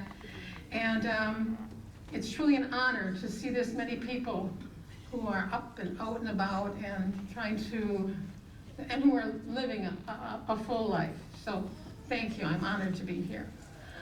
Today I'm going to be taking you through some Tai Chi moves, but also one of those moves is entitled Move the Moon. So that's where those little balls that were in your bag, if you got it, is going to start. When it comes to Tai Chi, when it comes to movement, the first thing is breath awareness. Breath awareness. So when you take an inhale, exhale. Your inhale is as wide as the arms will move, and also it is diaphragmic or belly breathing. So if you were to place your fingertips on your tummy and diaphragm, and take an inhale. I want you to fill your diaphragm. Now, how do we fill the diaphragm? Remember, as a child, an instrument player, a singer, you breathe from down here. So let's fill up. Inhale. Exhale. It's called belly breathing. It's the breath the infants use when they first arrive. Breathing in and out. And that movement or that breath, where you're filling up the diaphragm, you will use the lungs up above also. But it's that breathing that we're bringing to. So the first thing it says, looking at our max VO2. Looks like you guys got it all blown up already. You know, that's really good considering I tried blowing this up the other day and I don't know how many breaths it's going to take. I think it's only going to take one or maybe a half. So here I go. Inhale.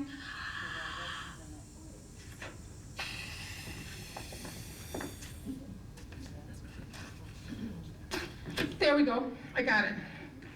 And as much as I'd like this to be more gray and orangey like the moons that have been coming up lately, this is your moon. So we will be referring to that. Now I do have a bigger one if someone wants a bigger one. So anyway, all right. And I have some balloons too if you can't, you know, so, all right. So that's moving on right there.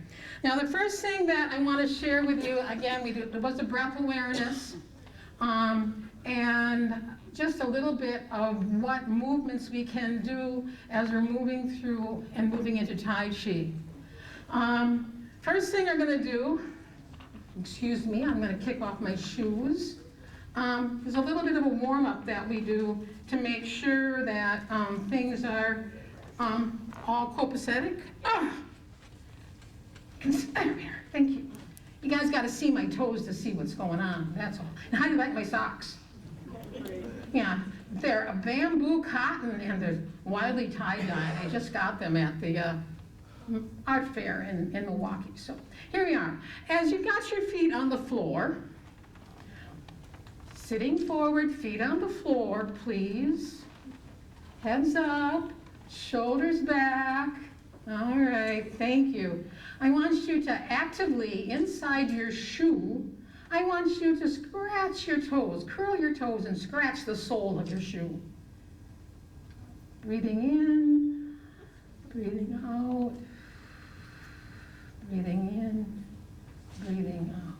Now, as you're sitting there, as your heels are resting on the floor, something else that we need to do when it comes to movement is make sure the joints are moving slowly. So here we are.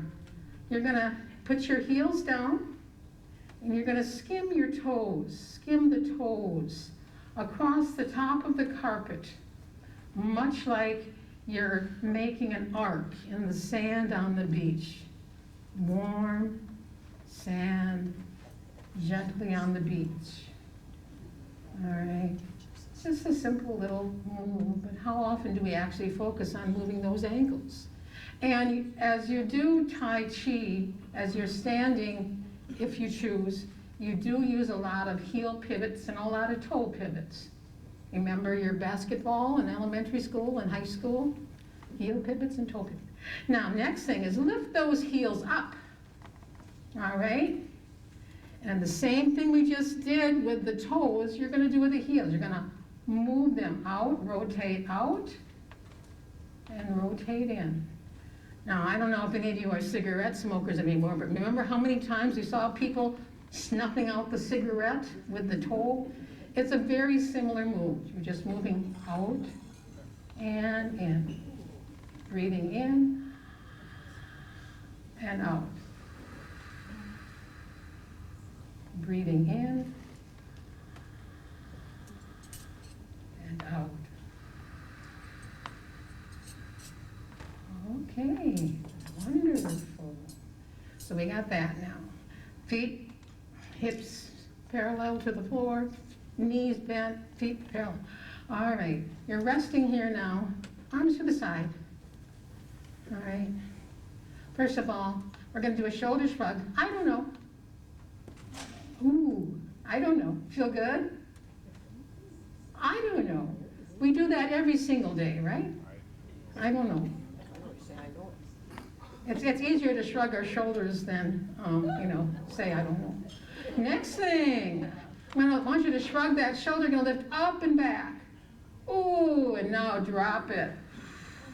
Lean forward, breathe in, breathing in, and out. Breathing in, and out. And now another thing that we don't think about all the time when we're standing or when we're even sitting, or even this morning when I was doing exercise in the pool. We're going to slouch. We spend a lot of time slouching, right? But here we go. We're gonna shrug. We're gonna round the shoulders forward, tilt the pelvis forward, bring your belly button to your backbone, and stretch that lower back. This is lower lumbar. It's a nice way to get you stretched up and loosened. Tai Chi, you can either do, once more, here we go, up and back, and forward and around. Things that just will move and get the body working and stuff like that. All right, back to side arms, heavy arms. Your arms are a pendulum. The only reason they're moving right now is, don't let me roll off, is you're kind of rocking front to back on your tailbone. So find your tailbone and you're rocking front to back. Yeah, it looks like it hurts, I'm sorry. Do what you can. But our arms are pendulums at the moment. And the only reason why my arms are moving is because it's the momentum of the tailbone front to back moving right now. So breathing in, breathing out, breathing in, breathing out. And if that's complicated, just set those feet down and let the arms, that much easier. Heavy arms. Shoulders down, shoulders relaxed. There you go. Atta girl. All right, here we are. Now this is inhale up. Exhale down. And drop the arms. Inhale. Exhale. And down. Once more, 3 times. Inhale. Exhale. And down. Palms up. Here we are. You're out in the yard coming up really soon. What are you going to do with all of those leaves that you just raked? Going to gather and stuff them into the leaf bag. There we are. Gather and stuff. Gather. Excellent. And here we are, palms facing, breathing in.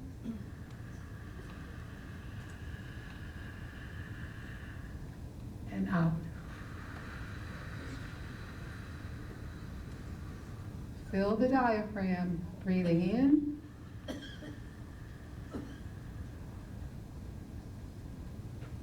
And out. My apologies. When we start breathing deep like this, we do end up it. But it's something that is really good to do. All right. So now the last one, we're going to breathe in.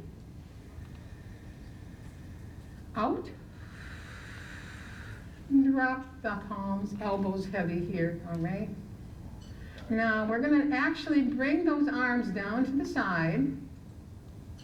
And as you move, you're going to cock the wrist. You're going to push with the back of the wrist. Try not to hit the tables there. Press, press, press, press. Lead with the elbows, lead with the elbows, lead with the elbows. Open and down. Crane's wing. eagle's wing. Does it feel okay? Back. We're engaging different muscles here, and I know that some are got frozen shoulders, some have other shoulders that just aren't working, but that's okay. You know, work within the comfort zone. The body has a wonderful way of remembering. I've told this story before for those who have been here.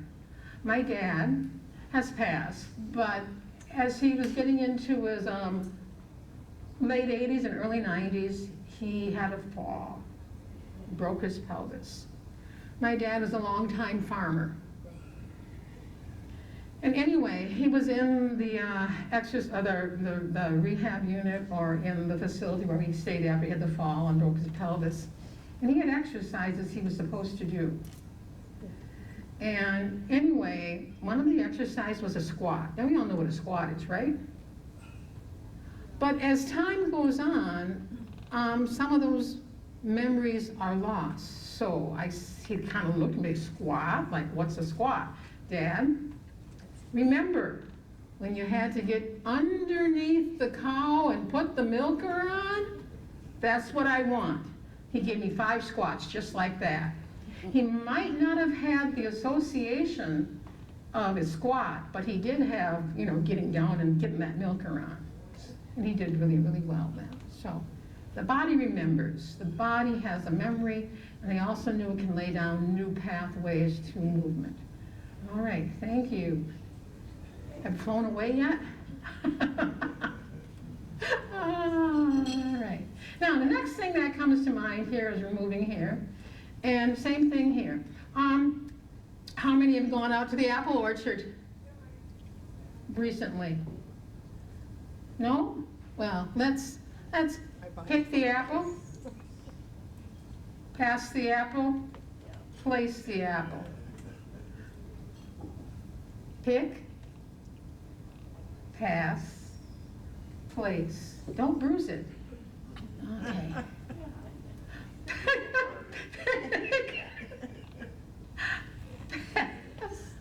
Okay, now we got the front side, we have to do the back side, okay? So let's go the other way. So, pick, pass, place in the basket. There we are. Unless you just shake it and let the deer have it. Okay. Pick, pass, place. Now, a couple years back, someone said, I said, I want you to lift your arm, okay? And he said, I can't lift my arm.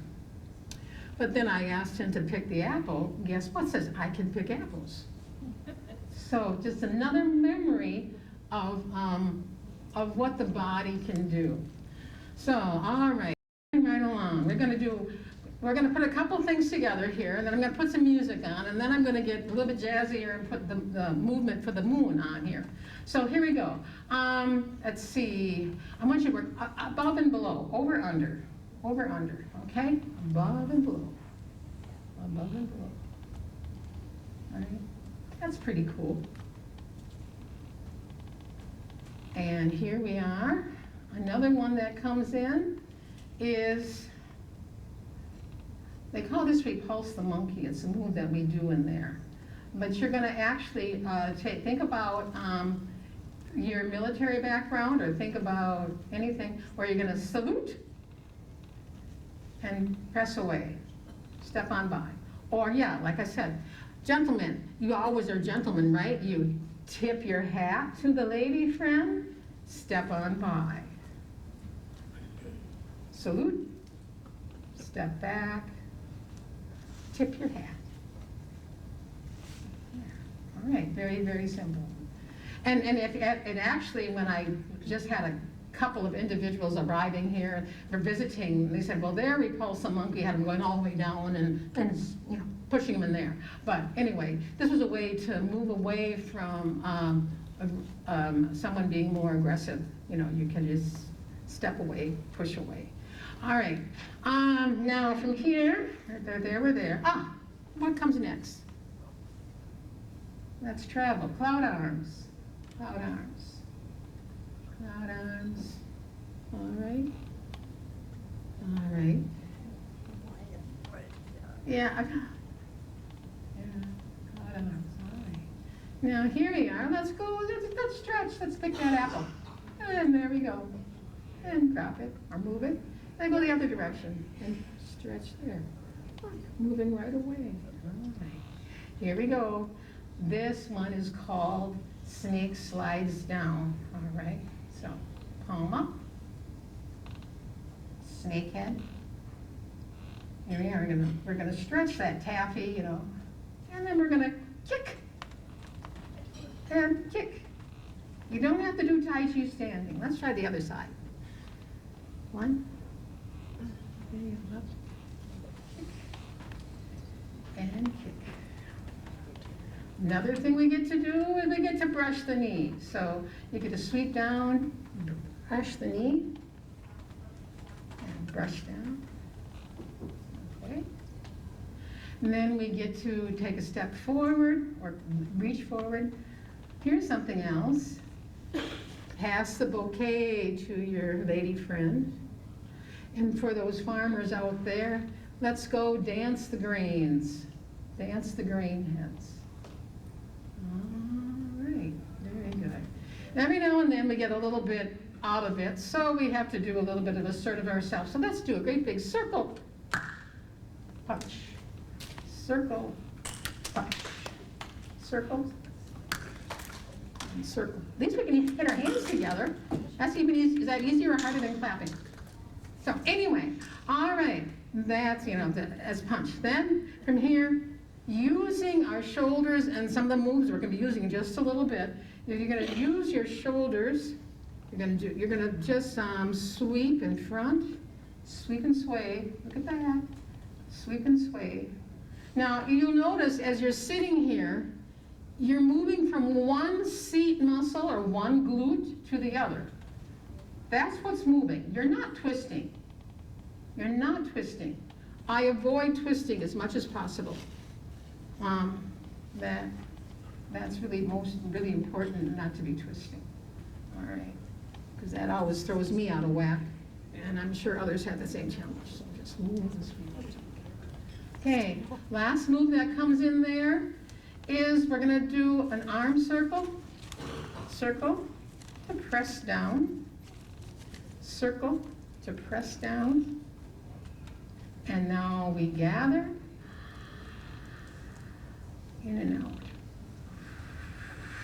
You've been breathing properly all the time, right? Yeah, okay, all right. So, now comes, if I got my wiring hooked up, now comes in putting it all together. You will be doing your arms that I just showed you, just shared with you. All right. And here we are.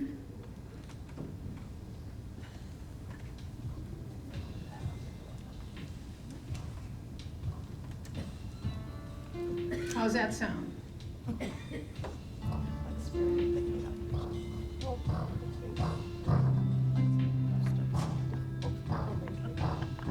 Didn't expect it to be that bouncy.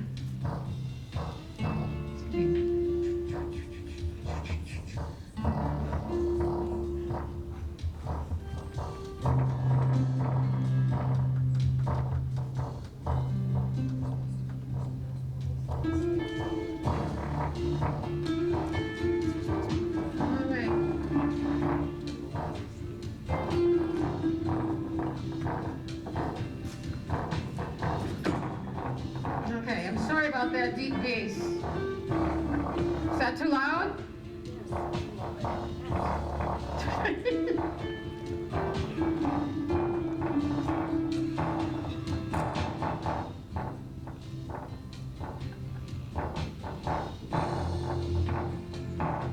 Here we are. Inhale. Exhale. Turn the foot, one out, reach above, now below.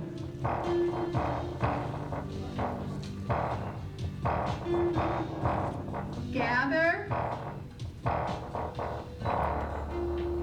and press forward. Opposite foot. Turn it out. Reaching above.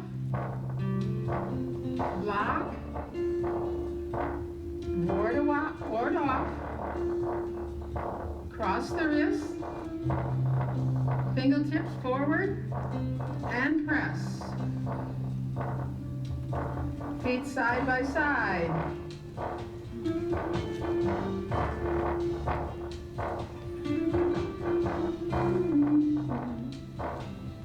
Sway. Gently look over your shoulder, just with your shoulder and your hips. Now the other way, shift the weight, look over your shoulder. You gotta back up that car someday. All right, here we are. All right, from here, we're gonna travel forward. We're gonna sweep, brush that knee, travel forward, sweep, brush the knee. Here we are. This is that repulsive monkey. Step back, push away. Step back, push away. Cloud arms.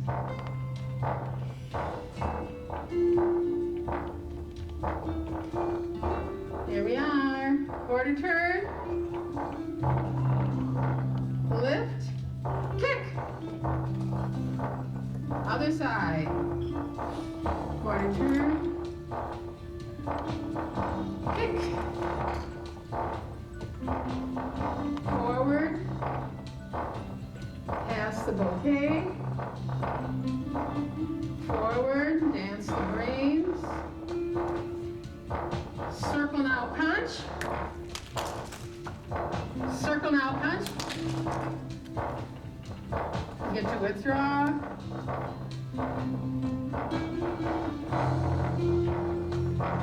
And then sweep back.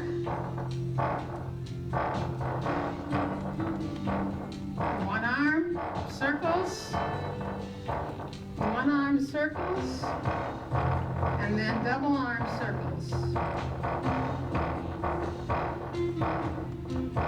Breathing in, breathing out, continuing.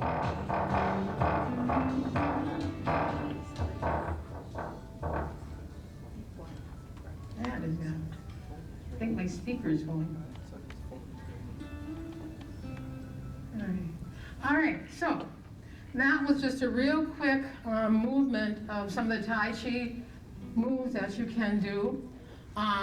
When I had my senpai instruct was Tai Chi Studios of Madison, and she designed this with a couple of other mentors and senpais. And it was designed for those who are returning from war, PTSD, amputees, and things like that. So you don't have to be able to stand and dance like I just did, to be able to at least go through the awareness of the movements and the breath awareness. That is so comforting and so healing. All right, getting to the good part here, guys. Get your little ball.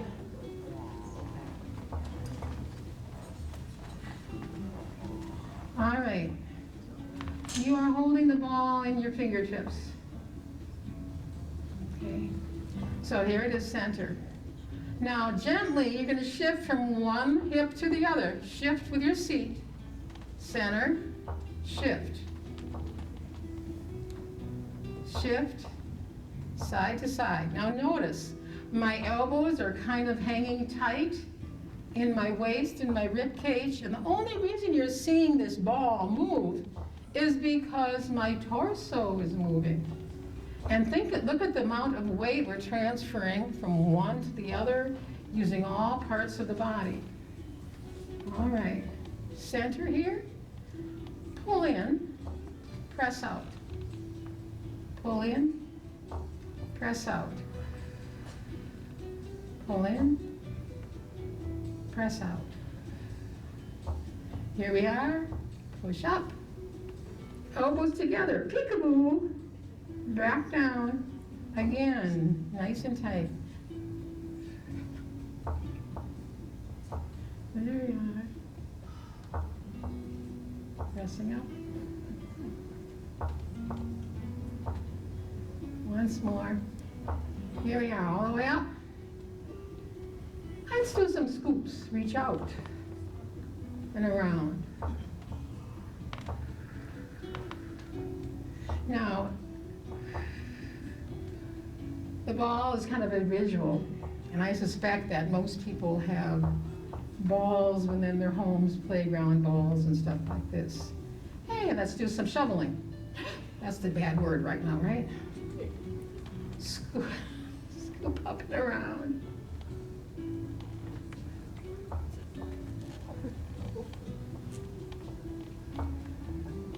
Here we are, straight out.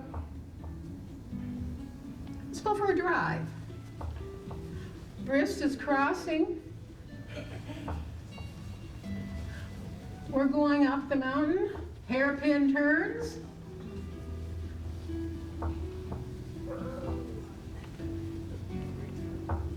Return.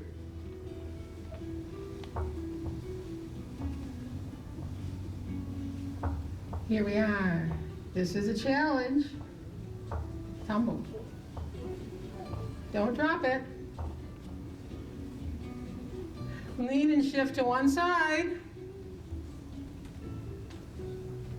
Return. Center. Happens to all of us. I do this in class and we're all chasing him after a while. There we are. Return. Again, let's climb. Climb.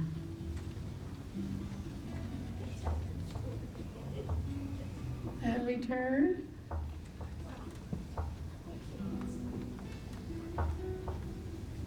And down. All right. We're going to take it in one hand.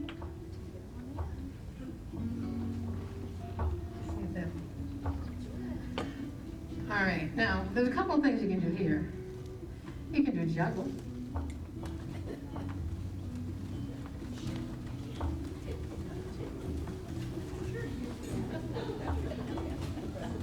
Or you can do this, just pass it back and forth. There we are.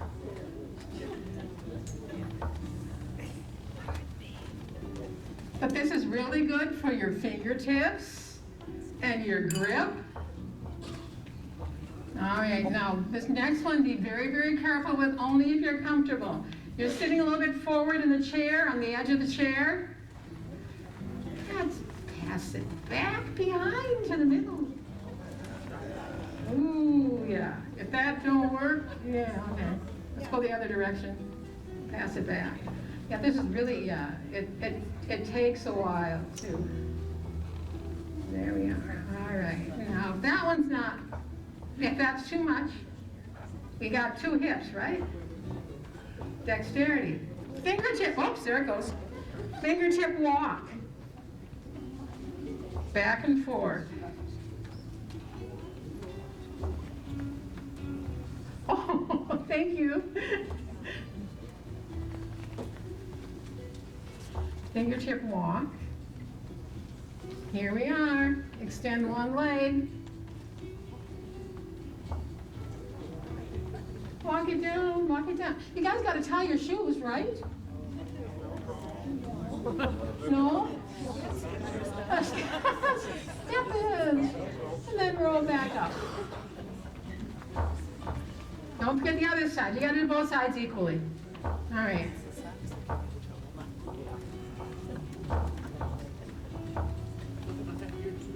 And down. There we are. And back up. All right, here we are. Cross your heart. Cross your heart. Circle at the ear. Backwards. You're crossing your heart. And then it comes straight out. Palm up. Lift the elbow. We can all become statues of liberty. Switch. That was just a blind move everybody did. I'm impressed. Very good. There are so many things you can do when it comes to movement. Let's try the other side. Circle. There we are. Now backwards. Lift. Overhead. Two together. Basketball, overhead jump shot. Do what's comfortable. Then we come forward. Shoulder chop. I don't know how many of you are outside chopping wood. We've got a wood stove, and I chop wood on a regular basis. There you are. All right, last one before we get going here. And you need to practice this, because I'm sure you all got grandkids, maybe great-grandkids. All right. Toss and catch. I swallow the ball.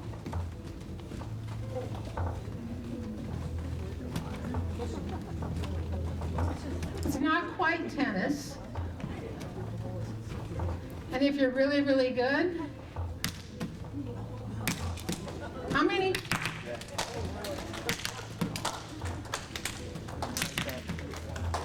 Thank you. All right, in the bags along with the balls, there is this little, it's called Move the Moon. And in here, I've transcribed a couple of exercises. Some we just did. They're pretty much self-explanatory, but that we just did. That allows you to just move the moon and just try different things that come with it. Also, I teach Tai Chi over at the Marshfield Parks and Recreation Community Center over there. I teach it on Tuesdays and Thursday mornings at, I believe, 10:15 to 11:15. And we'll do some of the very same moves that we do here.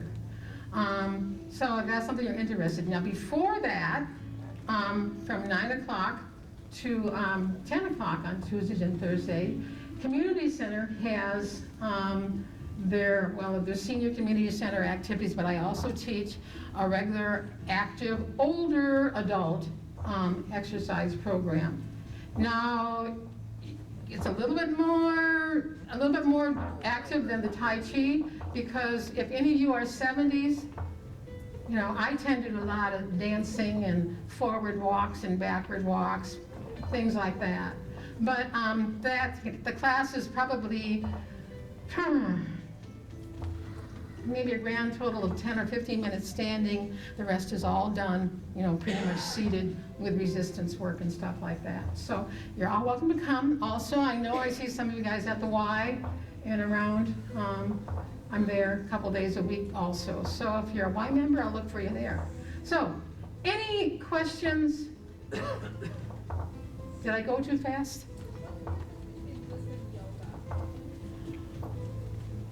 That's a tough one. In yoga, to my understanding, in yoga has a much more sustained and held poses. Now, I do, in the exercise classes, I do a tree pose that comes from yoga. That is something that I use in there. And I sometimes do your warrior stretch. But when it comes to Tai Chi, it's more balanced. Now, I did not do the complete move after we did a couple of the moves before. I'm gonna have to come over here. We did that single whip, snake slides down. When you put that all together in standing, this is snake slides down, quarter turn, dropping the heel, toe pivot, we did at the beginning, forward step, single whip, balance, step back, and balance. that's a golden pheasant. And also, I will have, when we're working in the exercise class, we have almost 5 minutes of movement like this, balancing. It's more balance. You know, I'm having you guys do all these lovely things on one foot. So, anyway, all right. Inhale up, everybody. Drop those arms, heavy arms. 1, 2, 3, and 4. Up overhead. I want those fingers wide. Breathing in. Breathing out. Reach forward. We have a dome of energy that is reaching over us like a great big umbrella, shielding and protecting. Then that same energy, I can feel it, goes around and then it circles fingertip to fingertip, within and around, aligned within, healing, and then being immersed.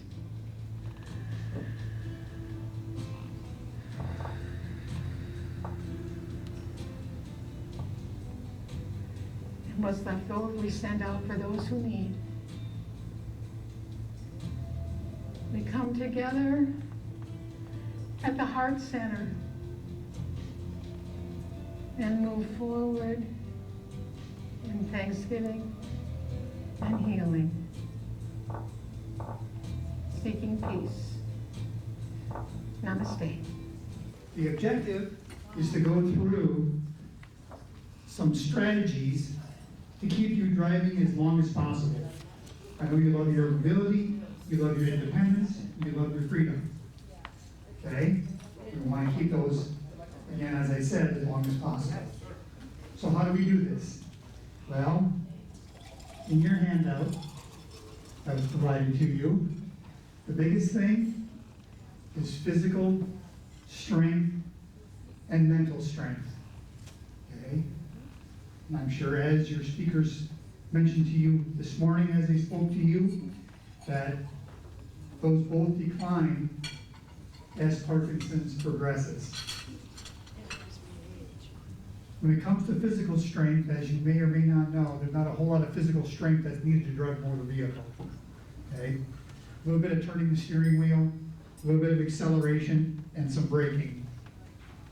So when it comes to strength, what we talk mostly when it comes to Parkinson's is your mental strength. Okay? How mentally strong are you? How well do you react to what you see? What is your thinking process? Also what goes in cooperation with that, of course, is visual acuity. How well do you see? So with those factors in mind, we have to put a plan together to keep you mobile. When it comes to mental strength and physical strength, one of the biggest things is reaction time and identifying multiple stimuli within your driving environment. So what does multiple stimuli mean? Multiple stimuli means that when you're out driving a motor vehicle on the street, coming towards you, you have somebody on a bicycle. You have a vehicle also coming towards you. And you have a service vehicle on the right-hand side of the road doing some type of utility work. So now as you're driving, you have to prioritize those items within your driving environment. Which is of greatest importance and which is of least importance. Okay? And as you go through this process, the ability to identify that and prioritize that changes. Okay? So when it comes to those three stimuli, what do you think is the most important? The bicyclist coming towards you, the car coming towards you, or the utility vehicle working on some type of service work? All of the above. I heard all of the above. You said. He said the bicyclist. Okay? When it comes to those three stimuli, the biggest priority is the vehicle coming towards you. That vehicle coming towards you is the greatest threat. Okay? The second threat would be the service utility person, and the third threat would be the bicyclist. Okay? Because the bicyclist is on the other side of the street.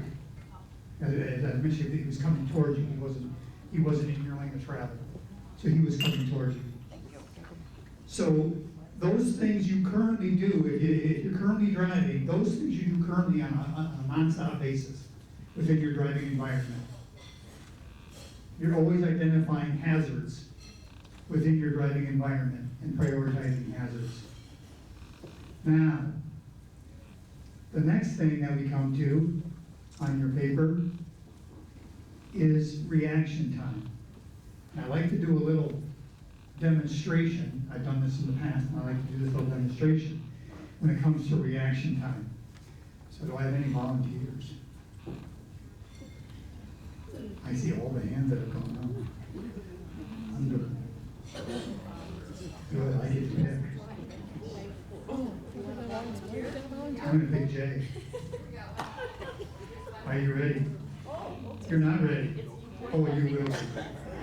Okay. Now what we do, and I do this with my teens in my driving class as well when it comes to reaction time. Average reaction time for you is about a half a second. You react about a half a second to what you see. For a teen, it's 3/4 of a second.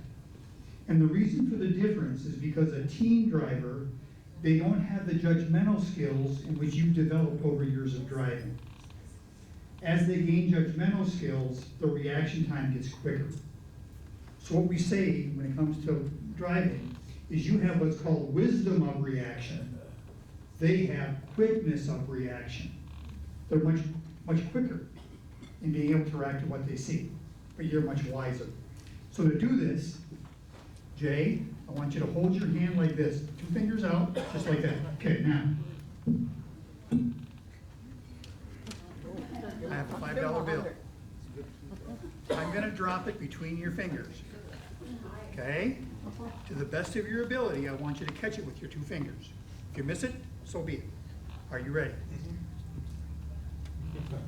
Very good. Now, let's try that one more time. Watch the bill. Bingo. Absolutely. And that's what you expect. Okay? When it comes to reaction time, as you practice reaction time, your reaction time gets quicker. All right? So what you may need to do in your driving, I have Ava is now going to try her reaction time. Like this. Fingers. Okay? And that's what's called quickness of reaction versus wisdom of reaction. All right? So what you want to find, and you all have to assess this on your own, is what is my reaction time? How quick do I react to what I see? How quick do I react to a red light? How quick do I react to brake lights? How quick do I react to a vehicle entering my planned path of travel? How do I do those things? And you have to make an honest assessment in regards to what you think your reaction time is. I know sometimes it's difficult, all right? As I mentioned before, as I started my presentation, you love your independence, you love your mobility, and you love your freedom. And dealing with 2 elderly parents, I know exactly what you're going through, okay? It's hard to give it up. It's very, very difficult. But as I mentioned before, my objective is to keep you driving as long as possible and as safe as possible. That's the most important thing. The next thing I have on the list there, we already did, reacting to multiple stimuli, is medications, okay? And again, I'm not a doctor, don't want to be. Medications, of course, are going to be a factor when it comes to driving. I'm sure you've been educated and your doctor has spoken to you in regards to your medication, when to take it, how it affects you. Does it affect you later in the day? Does it affect you earlier in the day? Things like that. So when it comes to your medications, make sure, again, I can't stress this enough, make sure to read your labels, okay? Labels are extremely important, and directions are important. So there may be times where you're taking your medication right away in the morning, and you're not able to drive right away in the morning. So be it, okay? I know from dealing with many seniors when it comes to driver education, is many seniors love to run their errands in the morning. You love the morning. The earlier the better. And what I found when I talk to seniors that drive, what I found is they like the morning because there's minimal traffic. People are not about that time of the day. I'll talk to people that will get up at 6 o'clock in the morning, 6:30 in the morning, 7 o'clock, and they'll go grocery shopping. And they'll do things like that, and they'll run the errands at 6, 7 o'clock in the morning, knowing that from 7 to 8, 8:30 is when people are going to work. Teens are going to school. They know that they have more risk at those times of the day. So it's been a very positive thing that I've noticed, is that seniors like to drive in the morning, which is absolutely fantastic, by the way. That's what you want to try to do, okay? So when it comes to your medications, know how those medications are, how long they last, and the effects of your medications in regards to driving, okay? The next one on the list there is tremors and slowness of movement, okay? As I mentioned before, I'm not a doctor, I don't want to be. I haven't, in my experience of teaching driver education, I haven't witnessed tremors as being a major factor in risky driving maneuvers or behaviors, okay? One thing that we've done since we started back in 1988 at the Driver Education Academy is we taught driver education as a mental process, not a physical activity, okay? So if you're thinking clearly and you're thinking far enough ahead of your vehicle, those slowness of movements and those tremors, you can overcome those by looking farther ahead and thinking farther ahead, okay? You may have heard it said from either your children, grandchildren, or great-grandchildren that when they drive, they have what's called shortness of vision. They drive the hood, is what we call it in driver ed. They drive the hood, okay? Where you, with your wisdom that you have and your judgment that you have in your driving, you're looking farther ahead as you drive, where they look very, very close to their car. It takes time for that teen driver to get beyond that and look over that. So I believe that tremors and slowness of movement can be overcome, as I said, by looking farther and seeing things sooner, okay? Not necessarily going slower. I don't want you to go slow, okay? Because now when you go slower, now you become a risk. That's the last thing I want is for you to become a risk. So I want you to, again, look farther and think farther ahead of your car. Next I have here is signs of discontinuing driving. As I mentioned before, it's very, very difficult. As I mentioned before, I have 2 elderly parents, okay? And as of right now, either one of them drive. And it was very, very difficult to get my mother to stop driving. She felt very, very independent, which she was. She was very independent, okay? But there's signs you can look for that indicate that it's time to possibly discontinue your driving. And one of the biggest things are dents that all of a sudden appear in your vehicle that didn't appear in the past. Like, where'd that dent come from? How did I get that dent? Did that dent come from the parking lot at the grocery store? Did it come from the parking lot at the convenience store? Did it come from you opening the door at the gas station and I happened to hit the barricade? Where did that dent come from? You're gonna find that a vast majority of deaths of someone where it may be time to have the discussion to discontinue driving often come from your garage.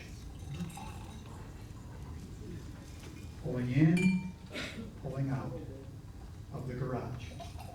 It's often a key indicator that may be time that you may want to have the conversation with somebody to discontinue driving. Okay? Now, talk about that. Hey, we got to discontinue driving. I can't drive anymore. I've lost my mobility. I've lost my independence. I've lost my freedom. But I want you to understand, and as many of you know in this room, I want you to understand that if you happen to suspend your license, voluntarily suspend your license, your lifestyle is not going to change. Your lifestyle is not going to change. You're still going to get to do the things that you've done before. Okay? Just the mode in which you do those activities is going to change. Not the activities. You'll still go play bingo. You'll still go dancing.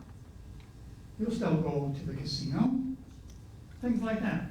There are ways that we can get you mobile. But again, I don't want to go too far in this direction because my focus is keeping you mobile as long as possible, keeping you driving as long as possible. Okay? So the next thing, of course, in there would be a doctor. Okay? Doctor does an assessment, doctor does an evaluation, says, well, I think it's time that we assess you a little bit deeper in regards to your driving.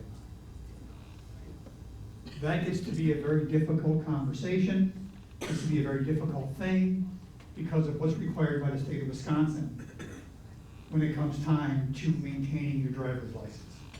Okay? If a doctor sends a report to the Department of Transportation saying that they want you evaluated for driving, the Department of Transportation will do two things. One, they're going to require a written exam, okay? That you took probably back when you were 15 and a half years old, your permit test. You got to retake that permit test, okay? Now, what makes it difficult for you is the Wisconsin Motorist Handbook used to be printed. They make copies of it. They disperse them for free. You walk into the motor vehicle department, pick up a copy, you study the copy, you go take your permit test, and you're good to go. That is no longer available to you. Okay? The state put the Wisconsin Motorist Handbook on their website. Well, you got to read it on their website. Now, I don't know, I'm not sure how many like to have a hard physical copy to look at versus a screen. That I don't know. But this is why I also, in my presentation today, gave you a hard copy. I'm old school. I'm very old school. Okay? I like things on pen and paper. I like things written down. All right? I do not shy away from computers and things like that, but I like to communicate this way because therefore you have something tangible you can take with you and read when you leave. And then after you take that permit test and you pass that permit test, they will have you go in your vehicle and take an on-road exam. Okay?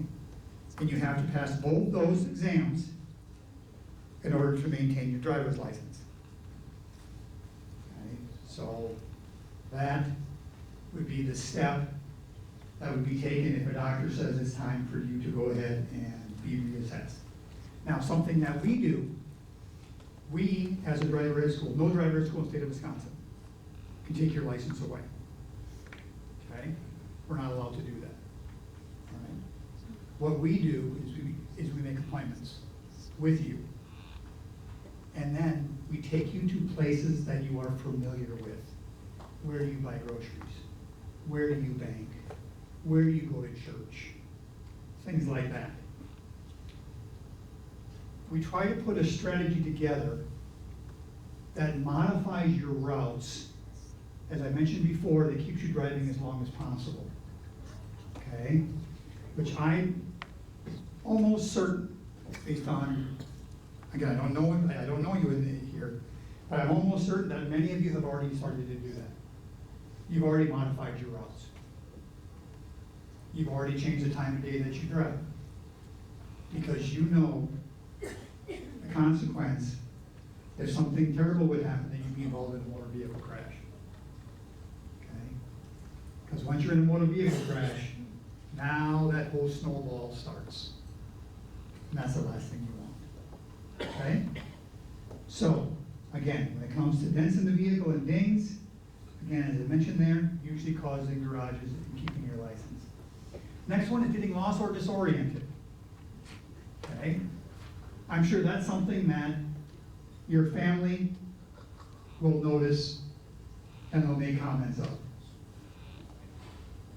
Hey, Dad went out to the store and he went all the way to get to Walmart, he went all the way to Weber's, then under the train, and passed up on McMillan to get to Walmart.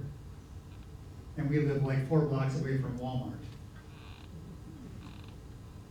Okay? So family is going to be the biggest driver, pardon the pun, the biggest driver in regards to getting lost or disoriented. Okay? So that's something that you want to be aware of. And of course, the next one, family concerns and conversations. Those are tough. Those are very, very difficult conversations to have, as you know. Okay? And I want to be a little bit careful here. I know how my parents, when we've had that conversation with them, dug their heels in. And heels go in pretty deep when it comes to not driving anymore. Okay? So all I ask is that you be receptive to those conversations. Those family members are concerned not only for your safety, but the safety of somebody else. Okay? We all say, well, we're never going to be involved in a crash. I'm never going to smash one up until the day you do. And now what do you say? Okay? Again, those are very, very difficult conversations to have. Again, it's okay to a certain degree, I think, to dig your heels in and say, you know what? Let me show you. Let me show you I can drive. Let's go in the car and go do some driving. I'll take you to where I buy groceries. I'll take you to where I go to church. I'll take you to where I bank. Okay? I'll show you. And that is going to be a positive experience for them, and it's going to help that conversation continue. All right? So don't be alarmed with the conversations of your children or grandchildren when it comes to your safety. All right? Next, we have doctor involvement. And I think I kind of mentioned that here before. I got on that topic before. I get a little bit out of order here. The doctor involvement, of course, is very, very important. I don't know how regularly you see your doctors in regards to Parkinson's and how that transpires, that conversation. That I don't know. But again, what I do know is that there are ways that we can assess you and we can keep you behind the wheel. So if any of you in this room feel the need for an assessment, to see in your daily routine that maintaining your driver's license is an absolute positive, okay? And we can do it. We will be happy to do that for any one of you in this room, anyone in the community as far as that goes, okay? And not just Parkinson's either, by the way, okay? But it's everybody, all right? Now, on the bottom of that sheet, I have on there, and I mentioned before about computers, I have a couple videos that if you so choose, you can watch those videos. And it gives you kind of a more understanding of your expectations when it comes to driving with Parkinson's. Okay? Does anybody have any questions at this time? I'd be happy to field any questions if you have any.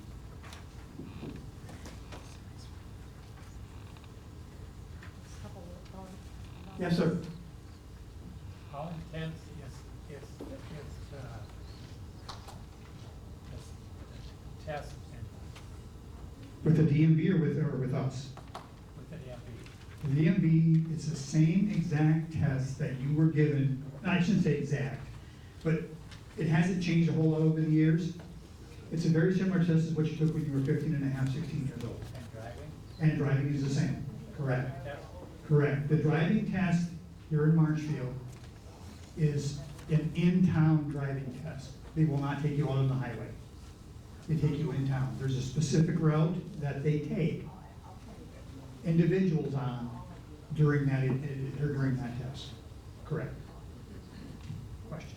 How do we access these videos? To access the videos, if you have a iPad, a desktop, or a laptop, in your search engine, where it says like Google or Bing or whatever search you use, Google, just type in Parkinson's, driving with Parkinson's #1.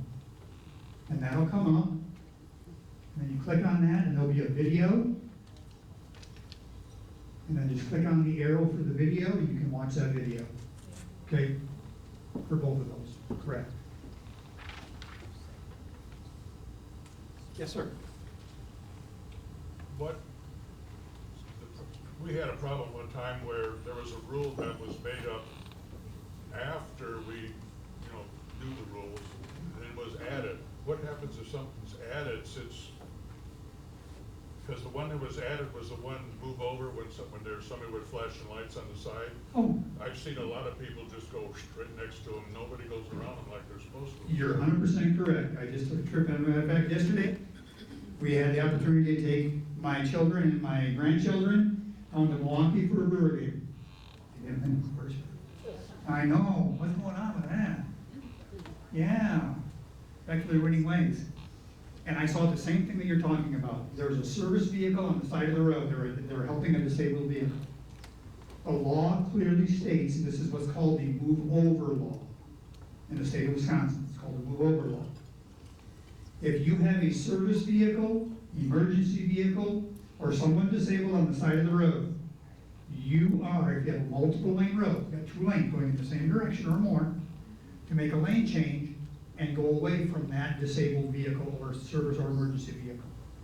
If it's a 2-lane road, okay, and it's a police officer or a fire truck or an ambulance or a snowplow that's sitting along the side of the road that's disabled or just sitting there for whatever reason, now, when it comes to the move over law, you have to slow down. The question is, well, how slow do I go? What's the rule? There really isn't a rule as far as slow, but I teach my students, when I teach my teens to drive, I teach them 40 miles an hour, the speed limit is 55. I say go 40.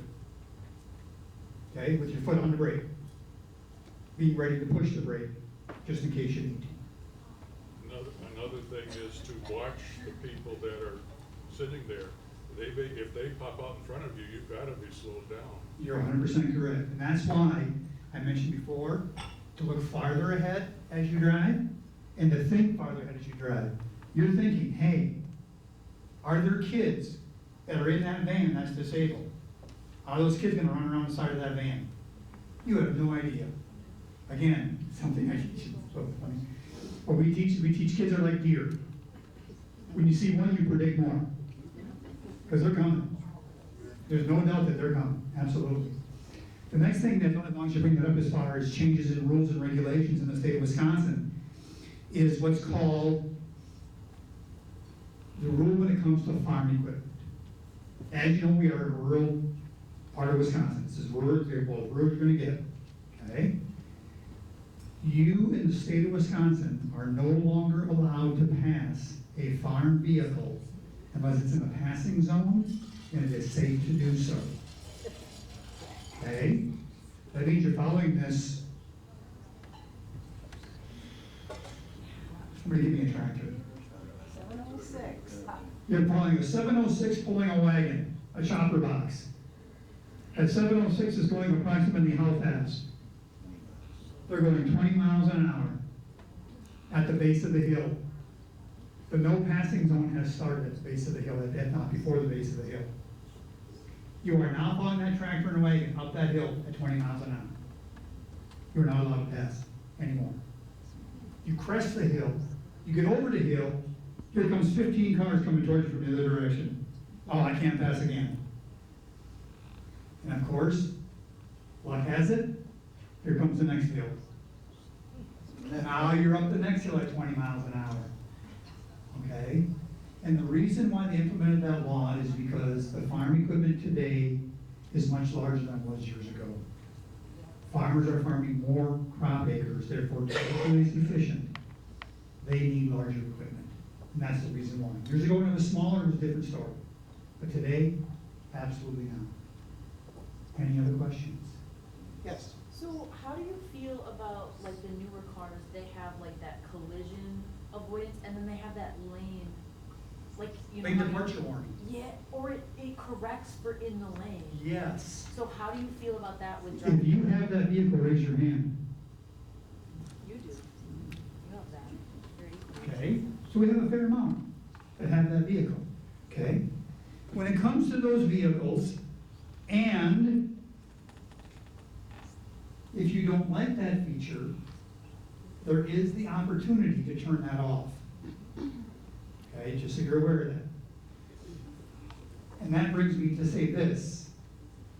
Often when you buy a different or a new vehicle, they do the best they can to go through the features that vehicle has before you drive it out of the lot. They do the best they can. Okay, they don't have a whole lot of time, and they do the best they can with that. And it's up to you to say, hey, how does this work?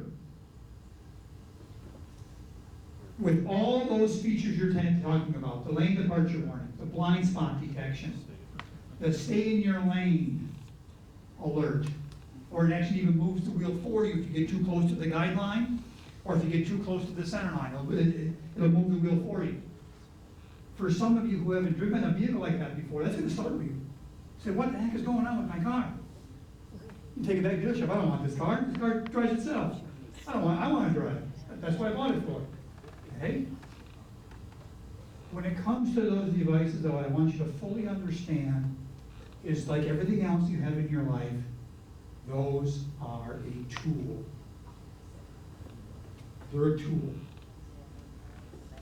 Do not use those devices to override what you as a driver are required to do.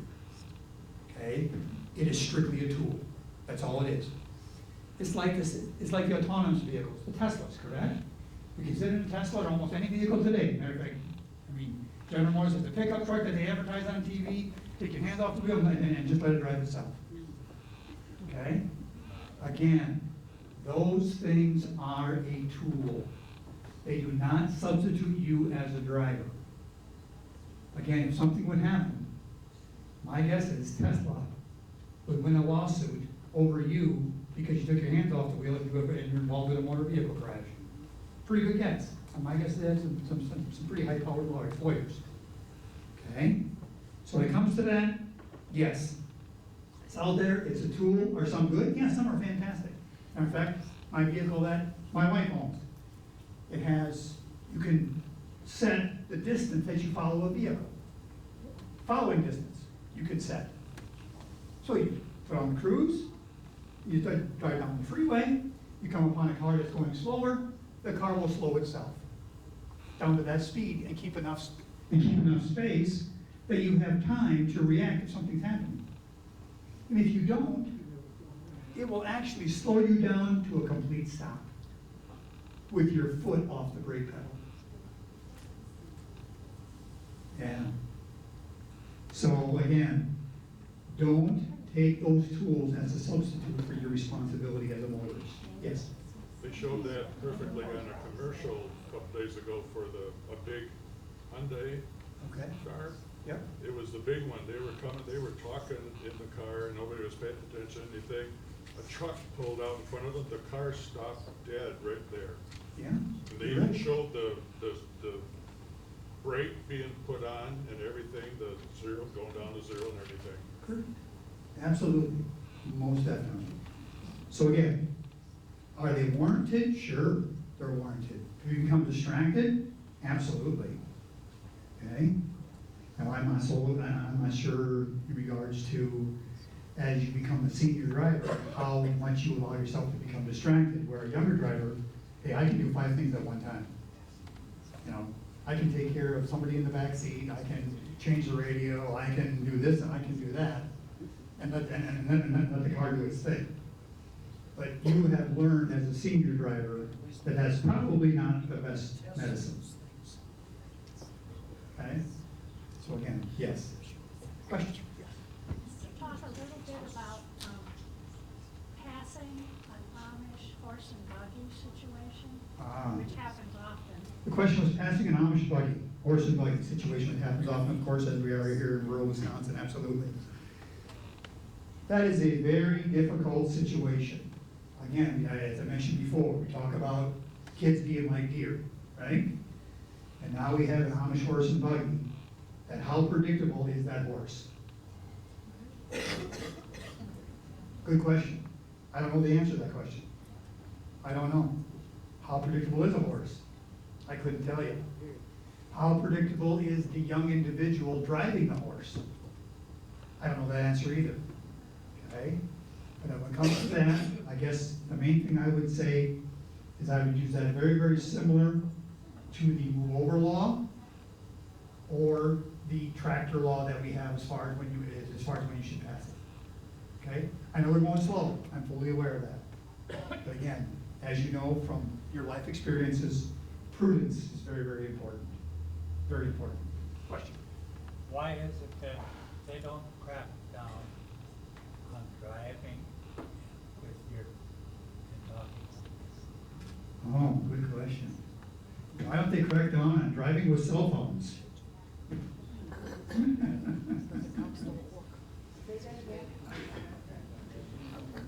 Do I have to answer that?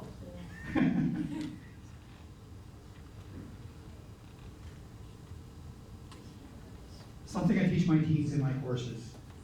We have a unit on cell phone usage when it comes to driving a motor vehicle.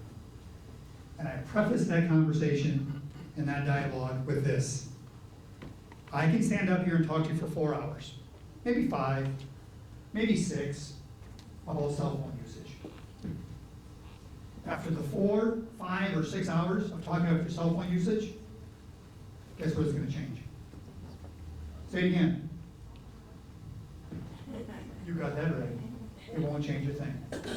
It's not.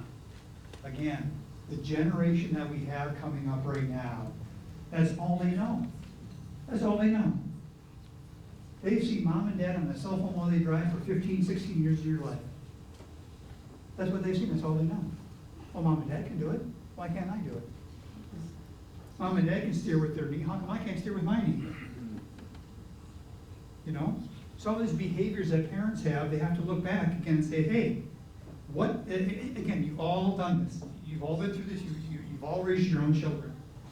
What am I doing that's going to influence my son or my daughter in a negative way? Do I really want to do that?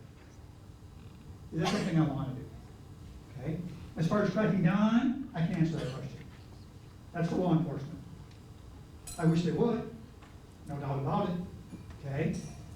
Something that we've always said at the Driver Education Academy when it comes to traffic laws and obeying traffic laws is if they would enforce a specific law, just pick one in the books for 2 weeks straight, for 2 weeks stop, everybody that's in violation of that one law, that will change that behavior.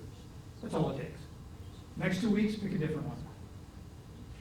And go through that over and over and over again. But again, they have so much they're doing. They're busy. I understand. They're busy. They're trying to keep our community safe, and they're very good at it. Our community is extremely safe. So when it comes to that, I understand what you're saying, but it's not a question for me. Anybody else? Yes?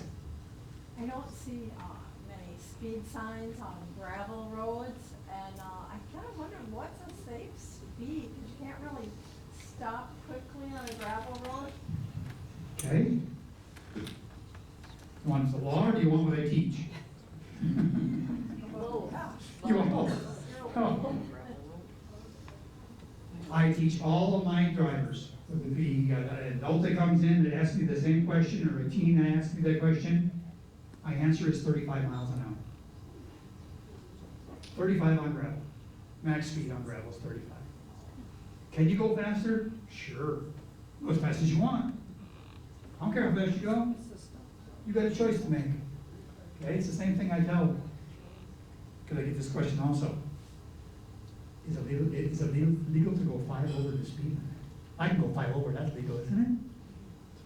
You know what my response to that is? You do what you can afford. If you can afford to go 5 over, get a ticket, then go 5 over, get a ticket. If you can afford to go 10 over, then go 10 over, get a ticket. I don't care, you do whatever you can afford. Again, what I try to teach my teens and the people in my car is to think. Think. There's consequences to decisions that you make. And if you think about those consequences before that situation arises, now we can eliminate that situation. And that's our focus. Get them to think. Just think a little bit. Not a lot. You're young yet. You got a lot of thinking you have to do in your life. Not you in here, but my teen drivers. Any other questions? Yes?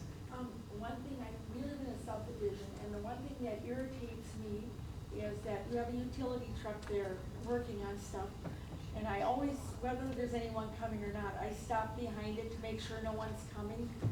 And one time I started to go through, and there was a motorcycle that was there after me, and he came up alongside me. And I stopped dead in my tracks to let him through, because I thought, well, if my car's not moving and he hits something, it won't be my fault. So he came from behind you, correct? No, he was coming from this way, He was and I was oncoming. going this way. Okay. But I always stopped behind the utility truck to double check first. Guess what? You're doing the right thing. Keep up the good work. Yeah. Again, another thing that we teach is we always teach our students to predict the worst. What's the worst that's going to happen with that utility vehicle? Is there a motorcycle coming? Is there a bicyclist coming? Is there somebody walking around that service vehicle? We don't know. Just predict the worst and be prepared. Any more questions? Yes? What do you teach for safe distance to pass bicyclists via bicycle? Safe distance for passing bicyclists. Good question. When it comes to bicyclists, what I teach all my students is, again, look far ahead, see what the bicyclist has ahead of them, what they have to react to, what they're going to encounter, and now how am I going to react to that bicyclist. If I'm able to, I want to stay behind that bicyclist if possible. If I tend to pass that bicyclist, I make sure, like you mentioned before, that there's nobody coming from the oncoming traffic. Now cross the center line a little bit and give that bicyclist room. Correct. Any other questions? Again, the biggest thing that I want to reinforce again is I want to keep you mobile and licensed as long as possible. Okay, that is the plan. So if you need any further assistance, my name, my business name, my phone number is on the paper in front of you. If you need any assistance whatsoever, I'll be happy to help each and every one of you in trying to maintain that driver's license as much as possible. Again, thank you for your time. It's been a pleasure to speak with you. Before everybody exits, I just wanted to announce the people that won the drawing baskets. Dorothy Roshite won basket number 5 or 5. Is Dorothy here? Yeah. Oh, there you are. Okay. And then Donna Freeberg, 29, and Joe Bugney, 20, number 20. So Dorothy Roshite, number 5, Donna Freeberg, 29, and Joe Bugney, 20. Thank you for attending. If you have time to fill out the surveys, please do. We will try to satisfy everybody's needs if you want certain speakers. And thank you once again for coming. I hope you had a good day.